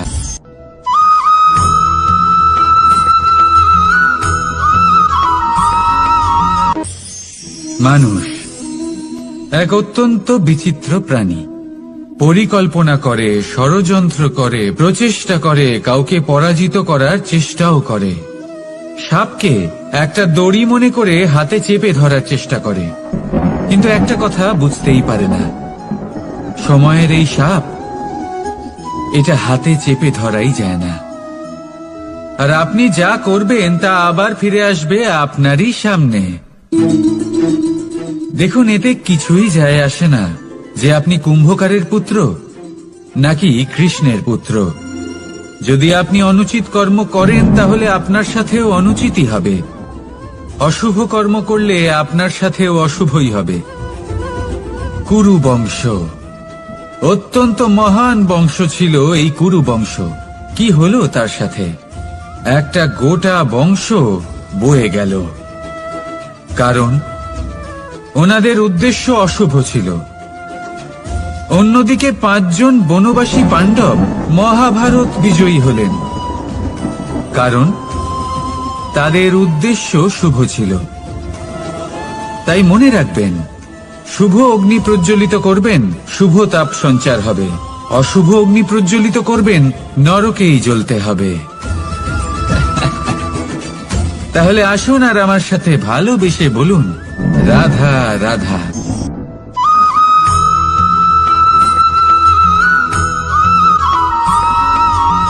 প্রেম এই সংসারে এসেছিল এই সংসারকে প্রেমের শিক্ষা দেওয়ার জন্য, এই জীবনের সুখের অনুভূতি আসলে কি তা শেখানোর জন্য। কিন্তু যদি সত্যি কথা বলি তো আমি নিজেই প্রতিদিন প্রেমের নতুন নতুন স্বরূপ দেখতে পাই, প্রেমের একটা নতুন অনুভূতি প্রত্যেক নতুন দিনে। আর তার কারণ হলো এই প্রেম অনন্ত। এ হলো দৈব। প্রেম হলো এই সংসারের সব থেকে বড় ঢাল এবং সব থেকে বড় অস্ত্র। এই প্রেম ছাড়া না কোনো ন্যায় হয় আর না কোনো শাস্ত্র, না জীবন আছে আর না অন্ত। এবার যদি এই প্রেম মনের মধ্যে বাস করতে শুরু করে, তাহলে কখনো কোনো সমস্যাই হবে না, আর যদি হয়েও থাকে তাহলে তা স্থায়ী হবে না। এই প্রেম কি না করতে পারে? এই প্রেম সমস্ত সমস্যা মিটিয়ে ফেলতে পারে। আপনার মনের মধ্যে অহংকারকেও বিনাশ করে দিতে পারে। আপনাকে সাক্ষাৎ ঈশ্বরের সাথে দেখা করাতে পারে। তাই প্রেমের দ্বারা প্রয়াস করতে থাকুন। এই সংসারের প্রত্যেক মানুষকে, প্রত্যেক বস্তুকে, প্রত্যেক জীব জন্তুকে ভালোবাসবেন। আর এই প্রেমের দ্বারাই বলুন রাধা রাধা।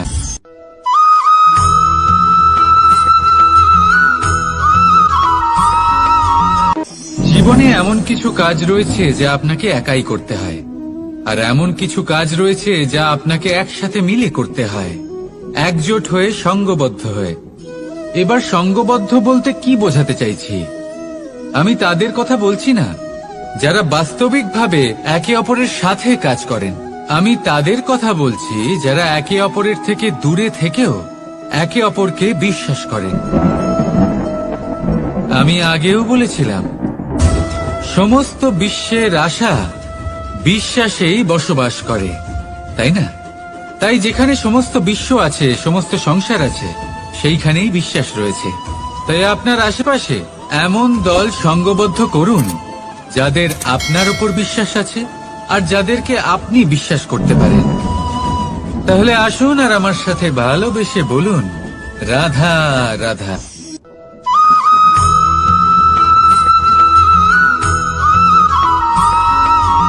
আমরা যে মানুষকে চাই, যাকে আমরা ভালোবাসি, তাকে একটা উপহার অবশ্যই দিতে চাই। এমন এক উপহার যা ওনার ভালো লাগবে, যা শ্রেষ্ঠ হবে, অতি প্রিয় হবে, বহুমূল্য হবে, বা বলতে পারেন মূল্যবান হবে। তাই আমরা কি করি? আমরা বাজারে যাই, তার জন্য স্বর্ণ, আভূষণ, হিরে, মুক্ত এইসব নিয়ে আসি। কিন্তু এটাই কি সর্বশ্রেষ্ঠ উপহার? কখনোই নয়। সর্বশ্রেষ্ঠ উপহার হলো স্বাধীনতা, তাকে নিজের মনের মতো বাঁচার স্বাধীনতা। যদি আপনি কাউকে স্বাধীনতা না দিতে পারেন, তাহলে সে কোথাও না কোথাও বন্দী হয়ে যায়, তার বিকাশ কোথাও না কোথাও আটকে যায়। কিন্তু যদি আপনি কাউকে স্বাধীনতা দিতে পারেন, তাহলে আপনি দেখবেন ও সমস্ত সংসারকে, এই জীবনকে নিজের দৃষ্টিভঙ্গি দিয়ে দেখবে, বুঝবে যে কোনটা হলো উচিত আর কোনটা হলো অনুচিত। আর এটাই হলো সর্বশ্রেষ্ঠ। আর এবার যদি কাউকে স্বাধীনতার মাধ্যমে এত বড় একটা শক্তি দিতে পারেন, তাহলে আপনি আমাকে বলুন, এর থেকে বড় উপহার আর কি হতে পারে? আসুন আর আমার সাথে ভালোবেসে বলুন রাধা রাধা।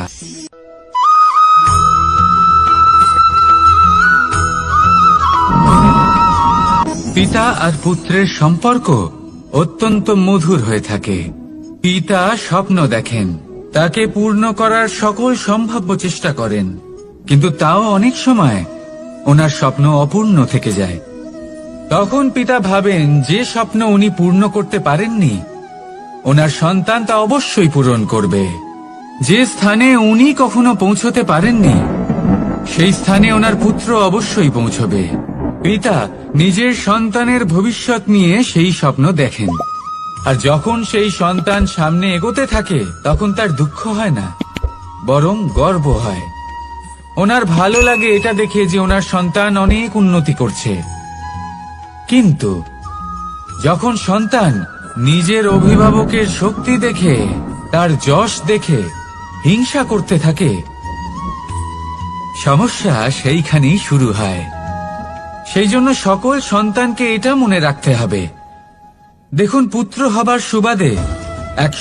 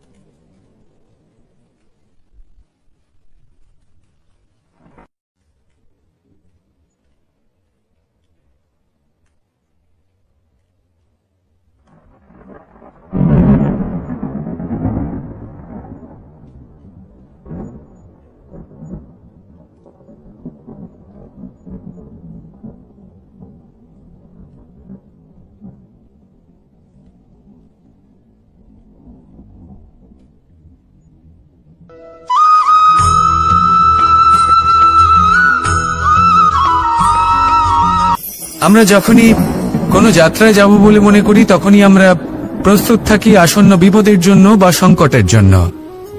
যেমন যদি আমাদের মনে হয় যে আজকের পরিবেশ খুব ঠান্ডা হবে, তাহলে আমরা গরম বস্ত্র ধারণ করি বা সেটাকে সাথে নিয়ে যাই। যদি মনে হয় যে বৃষ্টি হতে পারে বা বৃষ্টি হয়ে চলেছে আমরা দেখছি, তাহলে আমরা একটা ছাতা সাথে নিয়ে নিই।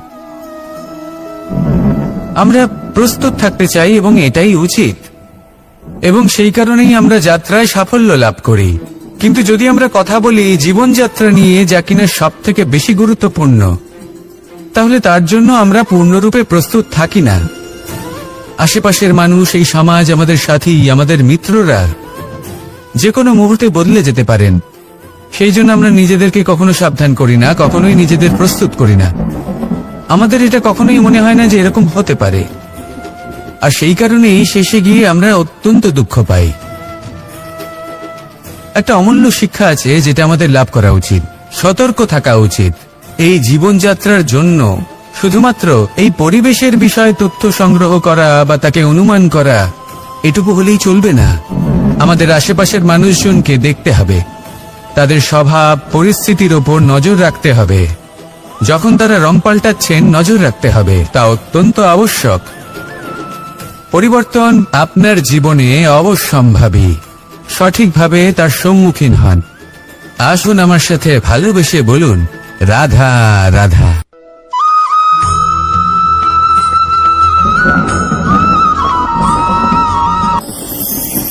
ঈশ্বর আসলে কে?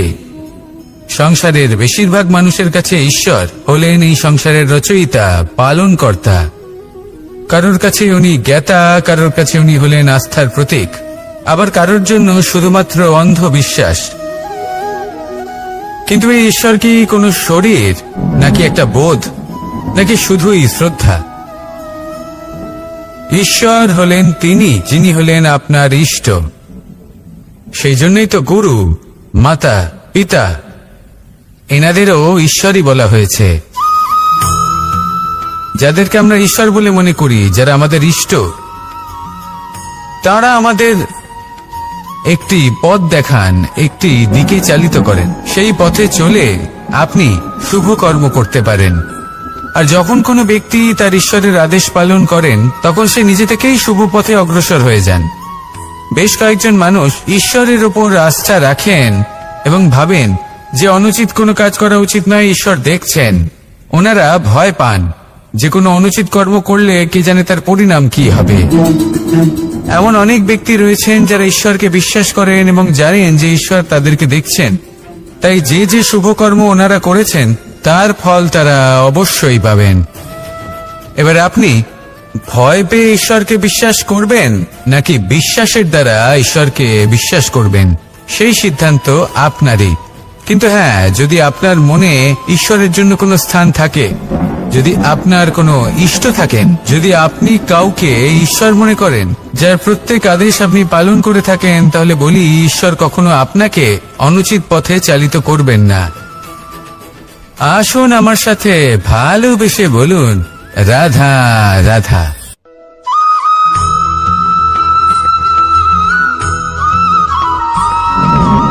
আমি রথে যাত্রা করি।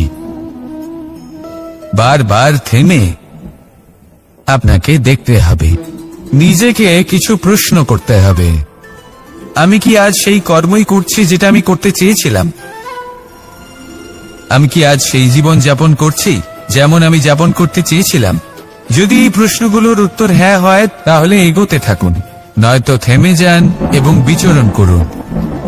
মনে রাখবেন, এই সংসার অত্যন্ত জটিল, আর এতে হারিয়ে যাওয়া অত্যন্ত সরল। সেই জন্য নিজে থেকে বারবার থামা এবং জীবন চিন্তন করা অত্যন্ত আবশ্যক। তাহলে সেটাই করুন, আর আমার সাথে ভালোবেসে বলুন, রাধা রাধা।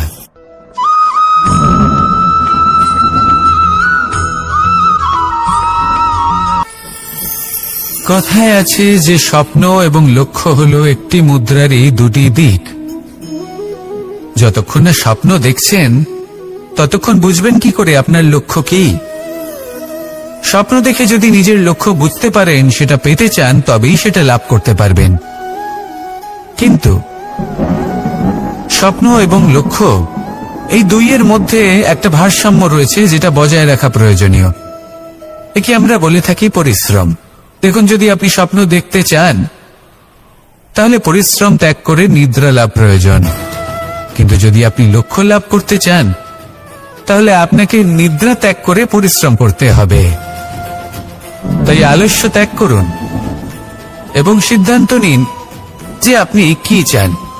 আপনার জীবনের এই তুলাদণ্ডে স্বপ্নের পাল্লা ভারী হওয়া প্রয়োজন নাকি লক্ষ্যের?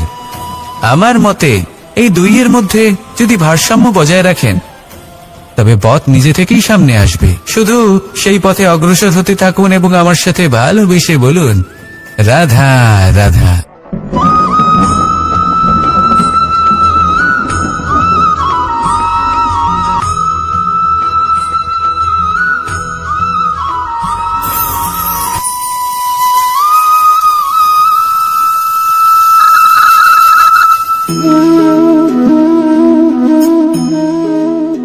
মোহনের বাঁশির এই সুর, এই সঙ্গীত কার না পছন্দ হয়? সবারই খুব ভালো লাগে। এবার এই সুর আসে কোথা থেকে? কেউ বলবেন কৃষ্ণের হৃদয় থেকে। সত্য কথা, এই সুর হৃদয় থেকে নির্গত হয় এবং প্রকট হয় এই বাঁশি থেকে। এই বাঁশিটাকে দেখুন, এই ছিদ্রগুলি দেখুন, প্রত্যেকটা সুর থেকে নিজস্ব একটা স্বর নির্গত হয়। এবার যে ব্যক্তি এই সমস্ত সুর এবং স্বর বুঝতে পারেন, এতে নিপুণ, তিনি এই বাঁশির দ্বারা যে সুর নির্গত করবেন তা তো মধুর অবশ্যই হবে। এবার জীবনের সাথেও কিছুটা এরকমই ঘটে। জীবনের কিছু নীতি থাকে, অর্থ, কুটুম্ব এবং আধ্যাত্মিক। যদি জীবনের প্রত্যেকটা মুহূর্ত সুখময় হয় এরকম আপনি চান, তাহলে এই তিনটি নীতিতে আপনাকে নিপুণ হতে হবে। কোনো একটি বিশেষ নীতির প্রতি যদি আপনি বেশি ঝুঁকে পড়েন তাহলে বাকি দুই নীতি থেকে যা সুখ লাভ করা সম্ভব তা পারবেন না। ধন অর্জন করতে হবে পরিবারের জন্য, পরিবারের সুখ মনের শান্তির জন্য, মনে শান্তির প্রয়োজন মনের শুদ্ধতার জন্য। যখন এই মন শুদ্ধ হবে, জীবন শুদ্ধ হবে, পবিত্র হবে, সুন্দর হবে এবং ভালোবেসে বলবে, রাধা রাধা।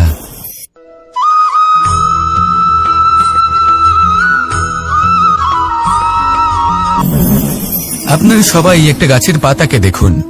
যতক্ষণ পর্যন্ত গাছের সাথে, মানে গাছের ডালের সাথে জুড়ে থাকে, সে সবুজ থাকে, বাতাসের সাথে সে নড়তে থাকে। যতক্ষণ পর্যন্ত ও সূর্য থেকে পাওয়া রশ্মির শক্তি গাছে পৌঁছে দেয় ততক্ষণ ও ডালের সাথে যুক্ত থাকে।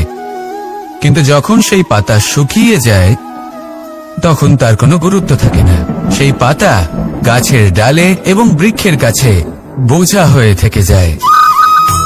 এবং এমন এক সময় আসে যখন সেই ডালটি শুকনো সেই পাতাকে পরিত্যাগ করে। এটাই আমরা এই প্রকৃতিতে দেখি এবং এটাই হলো সত্য। আর এটাই আমাদের জীবনে খুব বড় একটা শিক্ষা। যদি আপনিও নিজের জীবনে নিজের আপনজনদের কাছে বোঝা স্বরূপ হয়ে দাঁড়ান, তাহলে তারা আপনাকে যতই ভালোবাসুক না কেন, ওনারা যদি নাও চান তাহলেও এমন এক দিন আসবে যখন আপনার আপনজন আপনাকে পরিত্যাগ করবে। সেই জন্য সবসময় আত্মনির্ভর হয়ে ওঠার চেষ্টা করুন, নিরন্তর পরিশ্রম করতে থাকুন, কারোর উপর বোঝা হয়ে থাকবেন না, বরং তার সাথে মিলে দায়িত্ব পালন করুন।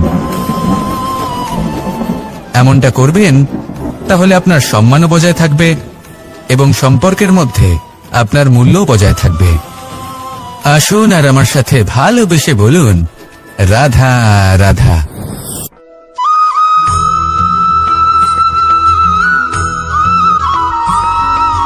এই শুকনো পাতাটিকে দেখুন, নিষ্প্রাণ হয়ে পড়েছে। কোনো একটা সময় এই পাতাটি একটা গাছের ডালে ছিল।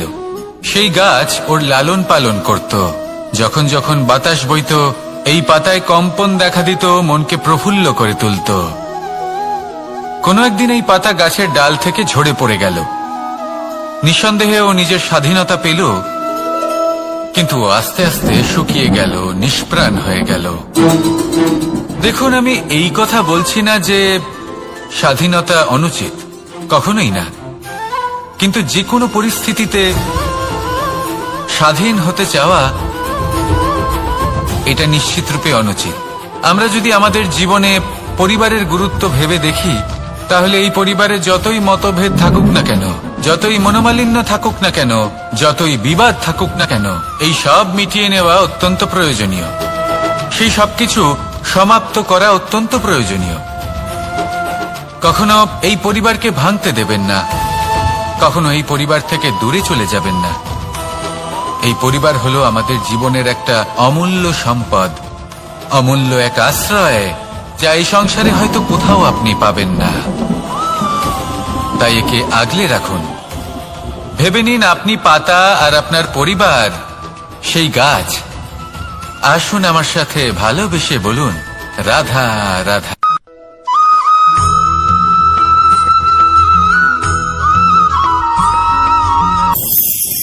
প্রেম 2.5 অক্ষর, মাত্র 2.5 অক্ষরের এই শব্দ প্রেম, এর মধ্যে ত্রিলোকের এবং সমগ্র ব্রহ্মাণ্ডের বীজ নিহিত আছে। এমন কি আছে যা এই প্রেম করতে পারে না? যেখানে শক্তি এবং বিদ্যা প্রয়োগ করে আপনি কিছুই করতে পারবেন না, সেটাও প্রেম দ্বারা অর্জন করা সম্ভব। প্রেম চাইলে পাথরেও ফুল ফোটাতে পারে। প্রেম চাইলে ন্যাড়া পাহাড়ের বুক চিরে নদীপথ তৈরি করতে পারে। চাইলে নিরক্ষর ব্যক্তিকে সংসারের শ্রেষ্ঠ জ্ঞানী করে তুলতে পারে। শুধুমাত্র এই প্রেমের জন্য সবার দুষ্ট কানাই ঘনশ্যাম হয়ে উঠেছিল। শুধুমাত্র এই প্রেমের টানেই ত্রিলোকের স্বামী দ্বারকাধীশ নির্ধন সুদামার পদসেবাও করেছিলেন। এই প্রেম হলো সংসারের সবথেকে বড় শক্তি। এই সংসারের আধার হলো প্রেম। এমন কিচ্ছু নেই যা এই প্রেমের পক্ষে সম্ভব নয়। যেখানে বিদ্যা এবং শক্তি সাহায্য করতে পারে না, সেখানে এই প্রেম আপনাকে জয়ী করে দিতে পারে। তাহলে আসুন আর আমার সাথে ভালোবেসে বলুন, রাধা রাধা।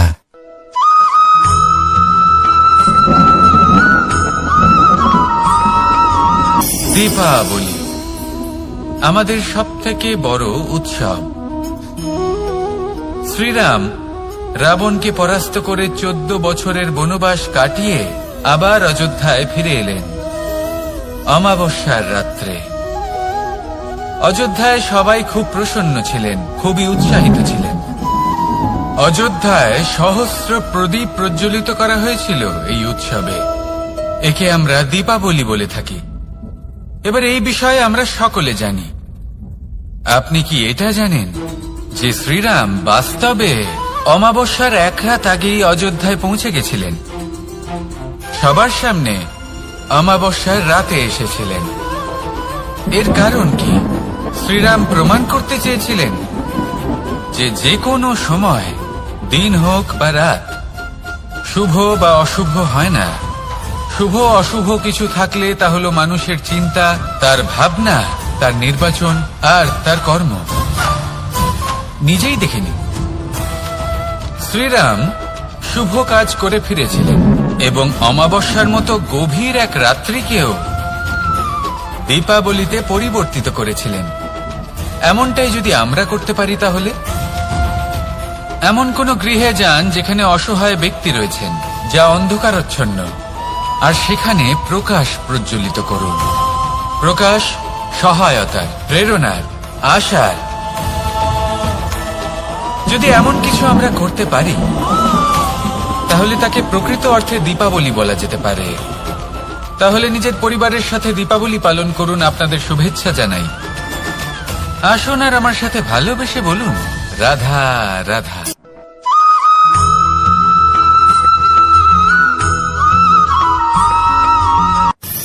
মানুষের এই জীবন, মানুষ জন্ম নেয়, একটা নির্দিষ্ট সময়ের পরে এই সংসার ত্যাগ করে চলেও যায়।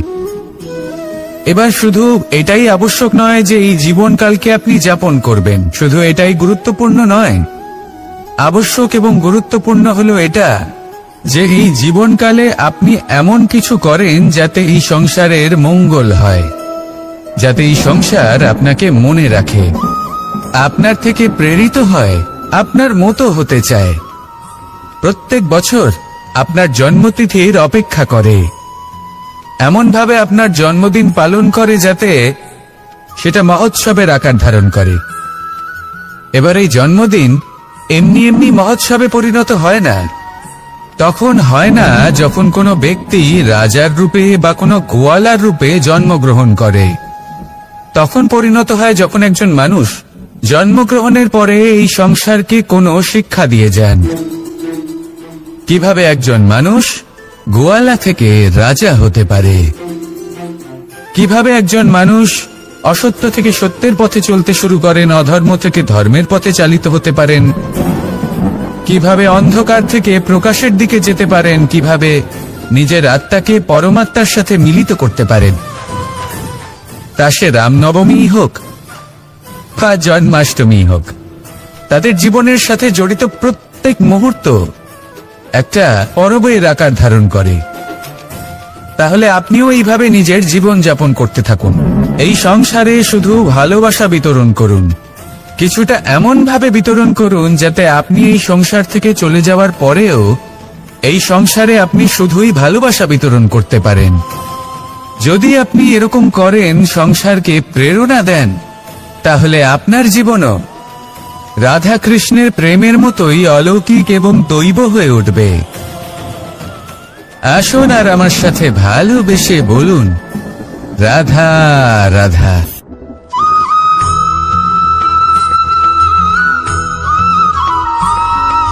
ভোজন। এই সংসারে যেই হোক না কেন, কোনো মানুষ হোক, কোনো প্রাণী হোক, কোনো কীট হোক বা কোনো বনস্পতি হোক, প্রত্যেকের জন্য ভোজন অতি আবশ্যক। কারণ ভোজন থেকেই শক্তি পাওয়া যায়, আর সেই শক্তি দিয়েই সংসারের, আমাদের জীবনের সমস্ত কার্য করা যায়। এবার এমন এক ধরনের শক্তি হয় যা শীতের ঋতুতে সূর্য থেকে আমরা পেয়ে থাকি, আর আরেক ধরনের উত্তাপ হয় যা দিয়ে ভোজন রান্না করা হয়, সুস্বাদু নানান ধরনের ভোজন। এবার অত্যন্ত গুরুত্বপূর্ণ হলো যে ব্যক্তি সেই ভোজন বানাচ্ছেন তার মানসিক পরিস্থিতি এবং সেই ব্যক্তি যিনি ভোজন গ্রহণ করছেন তার মানসিক অবস্থা। যখনই আপনি ভোজন বানাচ্ছেন তখন ভালোবাসার সাথে কাজটা করুন, ধন্যাত্মক ভাব নিয়ে, সৎ ভাবনার সাথে। কারণ আপনার এই মানসিক স্থিতি শক্তির আকারে সেই খাদ্যের সাথে মিলে মিশে যায়। আর যখনই আপনি ভোজন গ্রহণ করছেন তখন সদ্ভাবনার সাথে, প্রসন্নতার সাথে গ্রহণ করুন, ধন্যাত্মক ভাব নিয়ে। যদি আপনি প্রসন্নতার সাথে রান্না করেন, প্রসন্নতার সাথে খাদ্য গ্রহণ করেন, তাহলে আপনি প্রসন্নই থাকবেন, আর মন সুপ্রসন্ন হয়েই বলবে রাধা রাধা।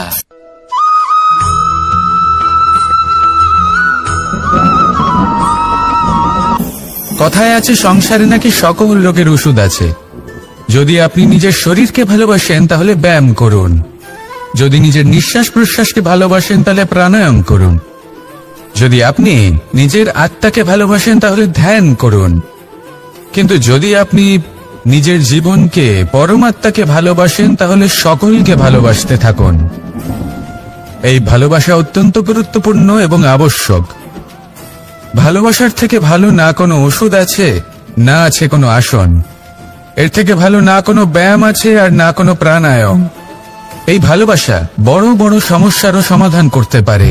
ভালোবাসা বড় বড় বিপদকে আপনার থেকে দূর করতে পারে। এই ভালোবাসাই আপনাকে জীবনে বাঁচতে শেখায়, কারণ ভালোবাসাই হলো জীবনের আসল সত্য। তাহলে আসুন আর আমার সাথে ভালোবেসে বলুন, রাধা রাধা।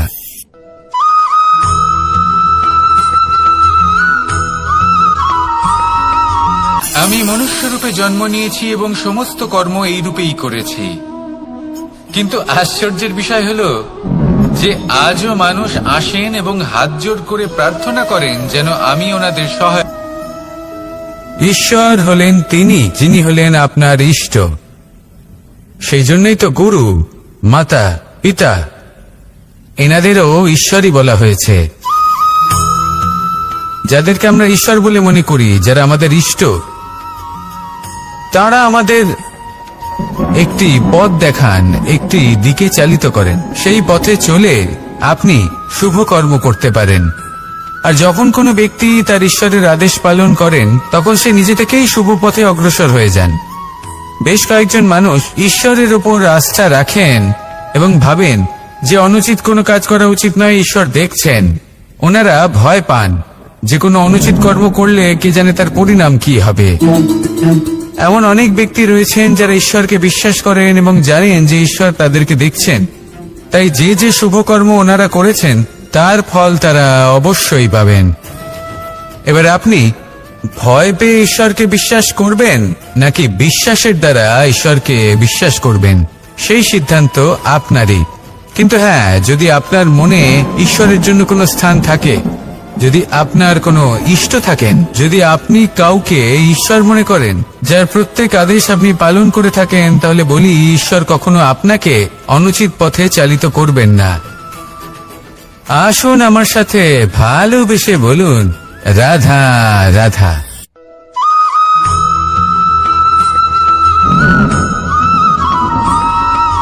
মানুষ যখন এই সংসারে প্রবেশ করে, অর্থাৎ জন্মগ্রহণ করে, তখন নিশ্চিন্তে থাকে, আনন্দে থাকে। কিন্তু যেইমাত্র তার মধ্যে বোধশক্তি আসে, তখন সে চিন্তা করতে শুরু করে। চিন্তা ভবিষ্যতের, সেই সমস্ত বিষয় নিয়ে চিন্তা করে যা ওর হাতে নেই। তারপর বড় হয়, বিবাহ সম্পন্ন হয়, গৃহস্থ জীবন যাপন করে, তারপর আবার চিন্তায় মগ্ন হয়ে যায়। ভাবে, এই যে আমার পরিবার, আমি কি ঠিকমতো তার খেয়াল রাখতে পারছি? কাল যখন আমি এই সংসার থেকে চলে যাব, তখন আমার এই পরিবারের দেখাশোনা কে করবে? শেষ পর্যন্ত এই পরিবার তো আমারই উত্তরদায়িত্ব। যাক, আপনাকে একটা প্রশ্ন করি। এই সংসারে আসার পূর্বে আপনি কি এই প্রশ্ন করেছিলেন, এটা ভেবেছিলেন যে আমাকে ছাড়া এই সংসার কিভাবে চলবে? করেননি, তাই তো? তাই আপনার এটা নিয়ে দুশ্চিন্তা করার প্রয়োজন নেই যে আপনি যখন এই সংসার ত্যাগ করে চলে যাবেন তখন কি হবে। আপনি যখন ছিলেন না তখনও এই সংসার চলছিল, আপনি যখন এই সংসার ত্যাগ করবেন তখনও এই সংসার চলতে থাকবে। যদি কোনো বিষয়ের প্রভাব থাকে, তা হলো আপনার আজকের তথা বর্তমানের কর্ম। অর্থাৎ আজ আপনি কি করছেন, কার জন্য মঙ্গল করছেন, কাকে প্রেরণা দিচ্ছেন, কাকে সাহায্য করছেন, কোন উদাহরণ প্রস্তুত করছেন। আপনি এই সংসারে যে ছবি অঙ্কন করবেন, সংসার সেটাই মনে রাখবে। তাহলে শুধু সৎকর্ম করুন, মঙ্গল করতে থাকুন, আর আমার সাথে ভালোবেসে বলুন, রাধা রাধা।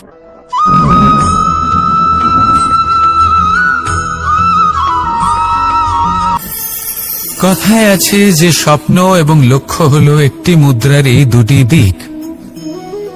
যতক্ষণ না স্বপ্ন দেখছেন, ততক্ষণ বুঝবেন কি করে আপনার লক্ষ্য কি? স্বপ্ন দেখে যদি নিজের লক্ষ্য বুঝতে পারেন, সেটা পেতে চান, তবেই সেটা লাভ করতে পারবেন।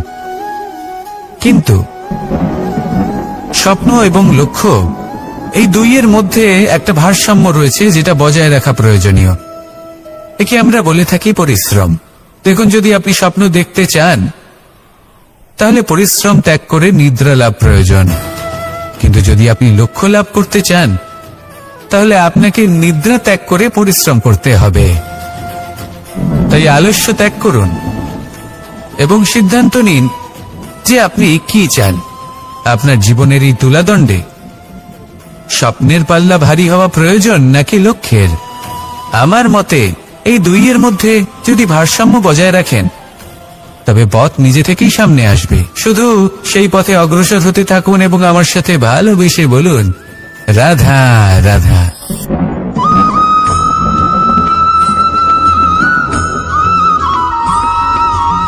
সংসারে আমাদের জীবনে যখন কোনো সুখ বা দুঃখ আসে, তার জন্য আমরা কাউকে না কাউকে অবশ্যই দায়ী করে থাকি, তাই না? এই ব্যক্তি আমাদের সাথে এরকম কাজ করেছেন, তাই আমার সাথে এমন হলো। ওই ব্যক্তি যদি এমনটা না করতেন, তাহলে আজ আমি ওই স্থানে পৌঁছতে পারতাম। সবই আপনার দৃষ্টিভঙ্গির উপর নির্ভরশীল। আর যদি আপনার দৃষ্টিভঙ্গি এমন হয়, তাহলে তা অনুচিত। সত্যি কথা বলতে, এই সংসারে ভিন্ন ভিন্ন ধরনের মানুষ আছে। এটা আপনার উপর নির্ভর করছে কিভাবে তাদের স্বাগত জানাবেন। একবার ভাবুন, আমি আমার দুটো হাত সামনে নিয়ে এলাম। দুটো মুঠো খুলে দিলাম। দুই প্রকারের মানুষ আসবেন, কিছু না কিছু দিয়ে যাবেন। এই মুঠো যদি আমি বন্ধ করে দিই, তাহলে না কেউ আমাকে কিছু দিতে পারবে, না আমার কিছু যাবে আসবে। নিশ্চয়ই বুঝতে পারছেন এই দুই ধরনের ব্যক্তি কারা এবং তারা কি দিয়ে যান। আমি যদি নিজের মুঠো খুলে দিই, তাহলে কিছু ভালো মানুষ আসবেন, আমাকে আনন্দ, সন্তুষ্টি, জ্ঞান প্রদান করে যাবেন, ভালো অভিজ্ঞতা দিয়ে যাবেন। কোনো খারাপ ব্যক্তি যদি আসেন, তাহলে তিনিও খারাপ অভিজ্ঞতা দেবেন, যার থেকে আমি শিক্ষা লাভ করব। এই সব কিছু আমি লাভ করতে পারি। মুঠো যদি বন্ধ করে রাখি, তাহলে আমি কিছুই পাবো না। দেখুন, এই সংসারে প্রত্যেকের জীবনে এইরকম। প্রত্যেকের জীবনে সবকিছুই আছে, ভালো খারাপ দুই মানুষই আছে, ভালো অভিজ্ঞতা আছে, খারাপ অভিজ্ঞতা আছে। নির্ভর করছে আপনার উপর যে আপনি কি করবেন, এনাদের স্বাগত কিভাবে জানাবেন, কার থেকে কি বুঝবেন, কি শিখতে পারবেন, আর কোন দৃষ্টিভঙ্গি নিয়ে অগ্রসর হবেন। এটাই নির্ধারণ করবে যে আপনার জীবন কেমন হবে। আসুন আমার সাথে ভালোবেসে বলুন, রাধা রাধা।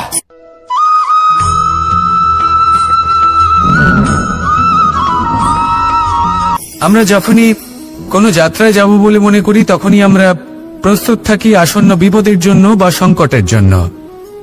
যেমন যদি আমাদের মনে হয় যে আজকের পরিবেশ খুব ঠান্ডা হবে, তাহলে আমরা গরম বস্ত্র ধারণ করি বা সেটাকে সাথে নিয়ে যাই। যদি মনে হয় যে বৃষ্টি হতে পারে বা বৃষ্টি হয়ে চলেছে আমরা দেখছি, তাহলে আমরা একটা ছাতা সাথে নিয়ে নিই। আমরা প্রস্তুত থাকতে চাই এবং এটাই উচিত, এবং সেই কারণেই আমরা যাত্রায় সাফল্য লাভ করি। কিন্তু যদি আমরা কথা বলি জীবনযাত্রা নিয়ে, যা কিনা সব থেকে বেশি গুরুত্বপূর্ণ, তাহলে তার জন্য আমরা পূর্ণরূপে প্রস্তুত থাকি না। আশেপাশের মানুষ, এই সমাজ, আমাদের সাথী, আমাদের মিত্ররা যে কোনো মুহূর্তে বদলে যেতে পারেন।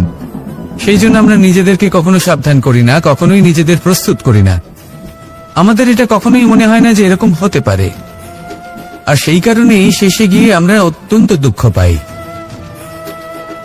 একটা অমূল্য শিক্ষা আছে যেটা আমাদের লাভ করা উচিত। সতর্ক থাকা উচিত।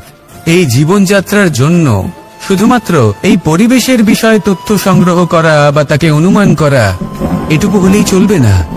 আমাদের আশেপাশের মানুষজনকে দেখতে হবে, তাদের স্বভাব পরিস্থিতির ওপর নজর রাখতে হবে। যখন তারা রং পাল্টাচ্ছেন, নজর রাখতে হবে, তা অত্যন্ত আবশ্যক।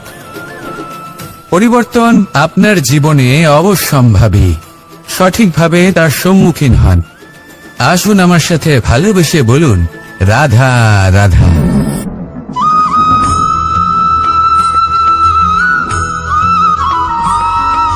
জীবনে যখন কোনো ব্যক্তি নিজের লক্ষ্য প্রাপ্তির জন্য নিরন্তর পরিশ্রম করতে থাকেন, চেষ্টা করতে থাকেন, তখন তিনি কষ্ট অনুভব করেন। কখনো শারীরিক কষ্ট, কখনো মানসিক কষ্ট। এবার উনি এটা ভাবতে থাকেন যে আমি কি উচিত করছি নাকি অনুচিত করছি। কারণ অন্যদিকে এমন একজন ব্যক্তিও আছেন যিনি একদমই পরিশ্রম, চেষ্টা করছেন না। তিনি মদিরা পান করেন, বিলাসিতায় জীবন কাটান, অলস প্রকৃতির হয়ে ওঠেন, নিদ্রাতে বিলীন হয়ে থাকেন আর ভাবেন যে তিনি সুখ লাভ করছেন। কিন্তু এরকম কেন হয়? কারণ যখন আমরা সৎ পথে থাকি, উচিত পথে চলি, লক্ষ্য প্রাপ্ত করার জন্য চেষ্টা করতে থাকি, তখন আমাদের ভেতরে থাকা নেতিবাচক শক্তি এবং পাপ এই দেহকে ত্যাগ করে দেয়। আর এই অনুভূতিটাই আমাদের দুঃখের অনুভূতি দেয়, কষ্ট দেয়। এবার সেখানে যদি আমরা কুপথে চলি, অনুচিত পথে চলতে থাকি, তাহলে আমাদের ভেতরে থাকা পুণ্য এবং ধনাত্মক শক্তি আমাদের দেহ ত্যাগ করে দেয়। আর এই অনুভূতির কারণেই আমরা সুখ অনুভব করি। কিন্তু কখনো ভাববেন যে এই সুখ বেশি সময় পর্যন্ত থাকে না। সেই জন্য সবসময় মনে রাখবেন, যদি আপনি জানেন যে এটাই আপনার লক্ষ্য, এটাই উচিত পথ, শুভ পথ, তাতে নিরন্তরভাবে এগিয়ে যেতে চেষ্টা করতে থাকুন। এই কষ্ট আপনাকে সুখের পরাকাষ্ঠায় কখন পৌঁছে দেবে তা আপনি জানতেই পারবেন না। আসুন আমার সাথে ভালোবেসে বলুন, রাধা রাধা।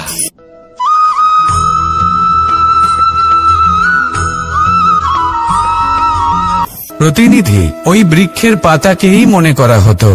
সব প্রশংসা ওই পাতাকেই করা হতো। যেখানে চোখের আড়ালে থাকা সেই জল মাটির নিচে থেকে নিঃস্বার্থভাবে নিজের কাজ করে যেত, সেই বৃক্ষকে শক্তি প্রদান করত। কয়েকদিন পরে সেই পাতার অহংকার হতে শুরু করল। সে ভাবতে শুরু করলো যে আমিই হলাম এই জলের অস্তিত্ব, আমি আছি সেই কারণেই এই জলের কথা স্মরণ করা হয়। আর কিছুদিন পরে সেই বৃক্ষ সেই জল শোষণ করা বন্ধ করে দিল এবং সর্বপ্রথম মৃত্যু হলো সেই পাতার। সেই পাতা যা আকাশকে স্পর্শ করছিল তা ঝরে মাটিতে পড়ে গেল। আর প্রত্যেক ব্যক্তি তার ওপর দিয়ে হেঁটে চলে যেত, তাকে দেখে আর কেউ প্রশংসা করত না। সেই জন্য জীবনে কখনো অহংকার করবেন না, বিশেষ করে তাদের কখনো অহংকার প্রদর্শন করবেন না যাদের কারণে আপনি সাফল্য লাভ করেছেন, যারা আপনার জীবনের আধার। চিরকাল তাদের প্রতি কৃতজ্ঞ থাকুন, তাদের সাথে সম্পর্ক বজায় রাখুন, তাদের সাহায্য করুন আর আমার সাথে ভালোবেসে বলুন, রাধা রাধা।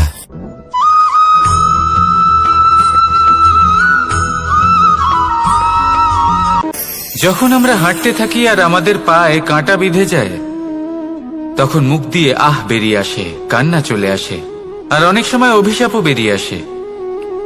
কিন্তু আমরা কি কখনো এটা এইভাবে দেখেছি, এইভাবে ভেবেছি যে আমরা যে পথে চলেছি সেই পথে কাঁটা বিঁধেছে, নাকি আমরা সেই পথ নির্বাচন করেছি যাতে শুধুই কাঁটা রয়েছে? নাকি আমরা এভাবে ভেবে দেখেছি যে এই কাঁটা আমাদের কষ্ট দিতে এসেছে, নাকি এটা আমরাই বিছিয়ে রেখেছিলাম? সাবধান থাকা উচিত ছিল, কারণ কাঁটা বিঁধলে যন্ত্রণা হবে, চিৎকার করে ফেলতে পারি, মুখ থেকে অভিশাপও বেরিয়ে আসতে পারে। কিন্তু এই অভিশাপ শুধুমাত্র আমাদের তরফ থেকে অভিশাপ হয়, সামনের ব্যক্তিটির ওপরও নির্ভর করে। এবার সেই ব্যক্তি যদি এমন হয় যে ফুল আর কাঁটা এই দুই সমানভাবে গ্রহণ করতে পারে, তার কাছে অভিশাপও বরদানে পরিণত হয়। শেষ পর্যন্ত ব্যাপারটা দাঁড়ায় ভাবনা, চিন্তা, দৃষ্টিভঙ্গির ওপর। কারণ আপনার এই ভাবনাই সত্যি হয়ে সামনে আসে। সেই জন্য এই ভাবনা, চিন্তা, মানসিকতাকে গুরুত্ব সহকারে দেখবেন। এই বিবেচনা নিয়ে বিবেচনা করতে শিখুন। আমার কথার অর্থ হলো যে জীবনে যখন এরকম কিছু একটা ঘটবে, তখন ভেবে দেখুন যে এরকম কেন হলো। আপনি কি এমন কোনো কর্ম করেছিলেন যার কর্মফল এটা? এমন কোনো কাজ যা অনুচিত ছিল, অসত্য ছিল, যা অভদ্রতার কারণ ছিল? ভেবে দেখা প্রয়োজন। দেখুন, ইচ্ছে হলো আপনার যে আপনি কি করতে চান, ভাবনা আপনার, সত্য আপনার, জীবন আপনার, সিদ্ধান্ত আপনার। আসুন আর আমার সাথে ভালোবেসে বলুন, রাধা রাধা।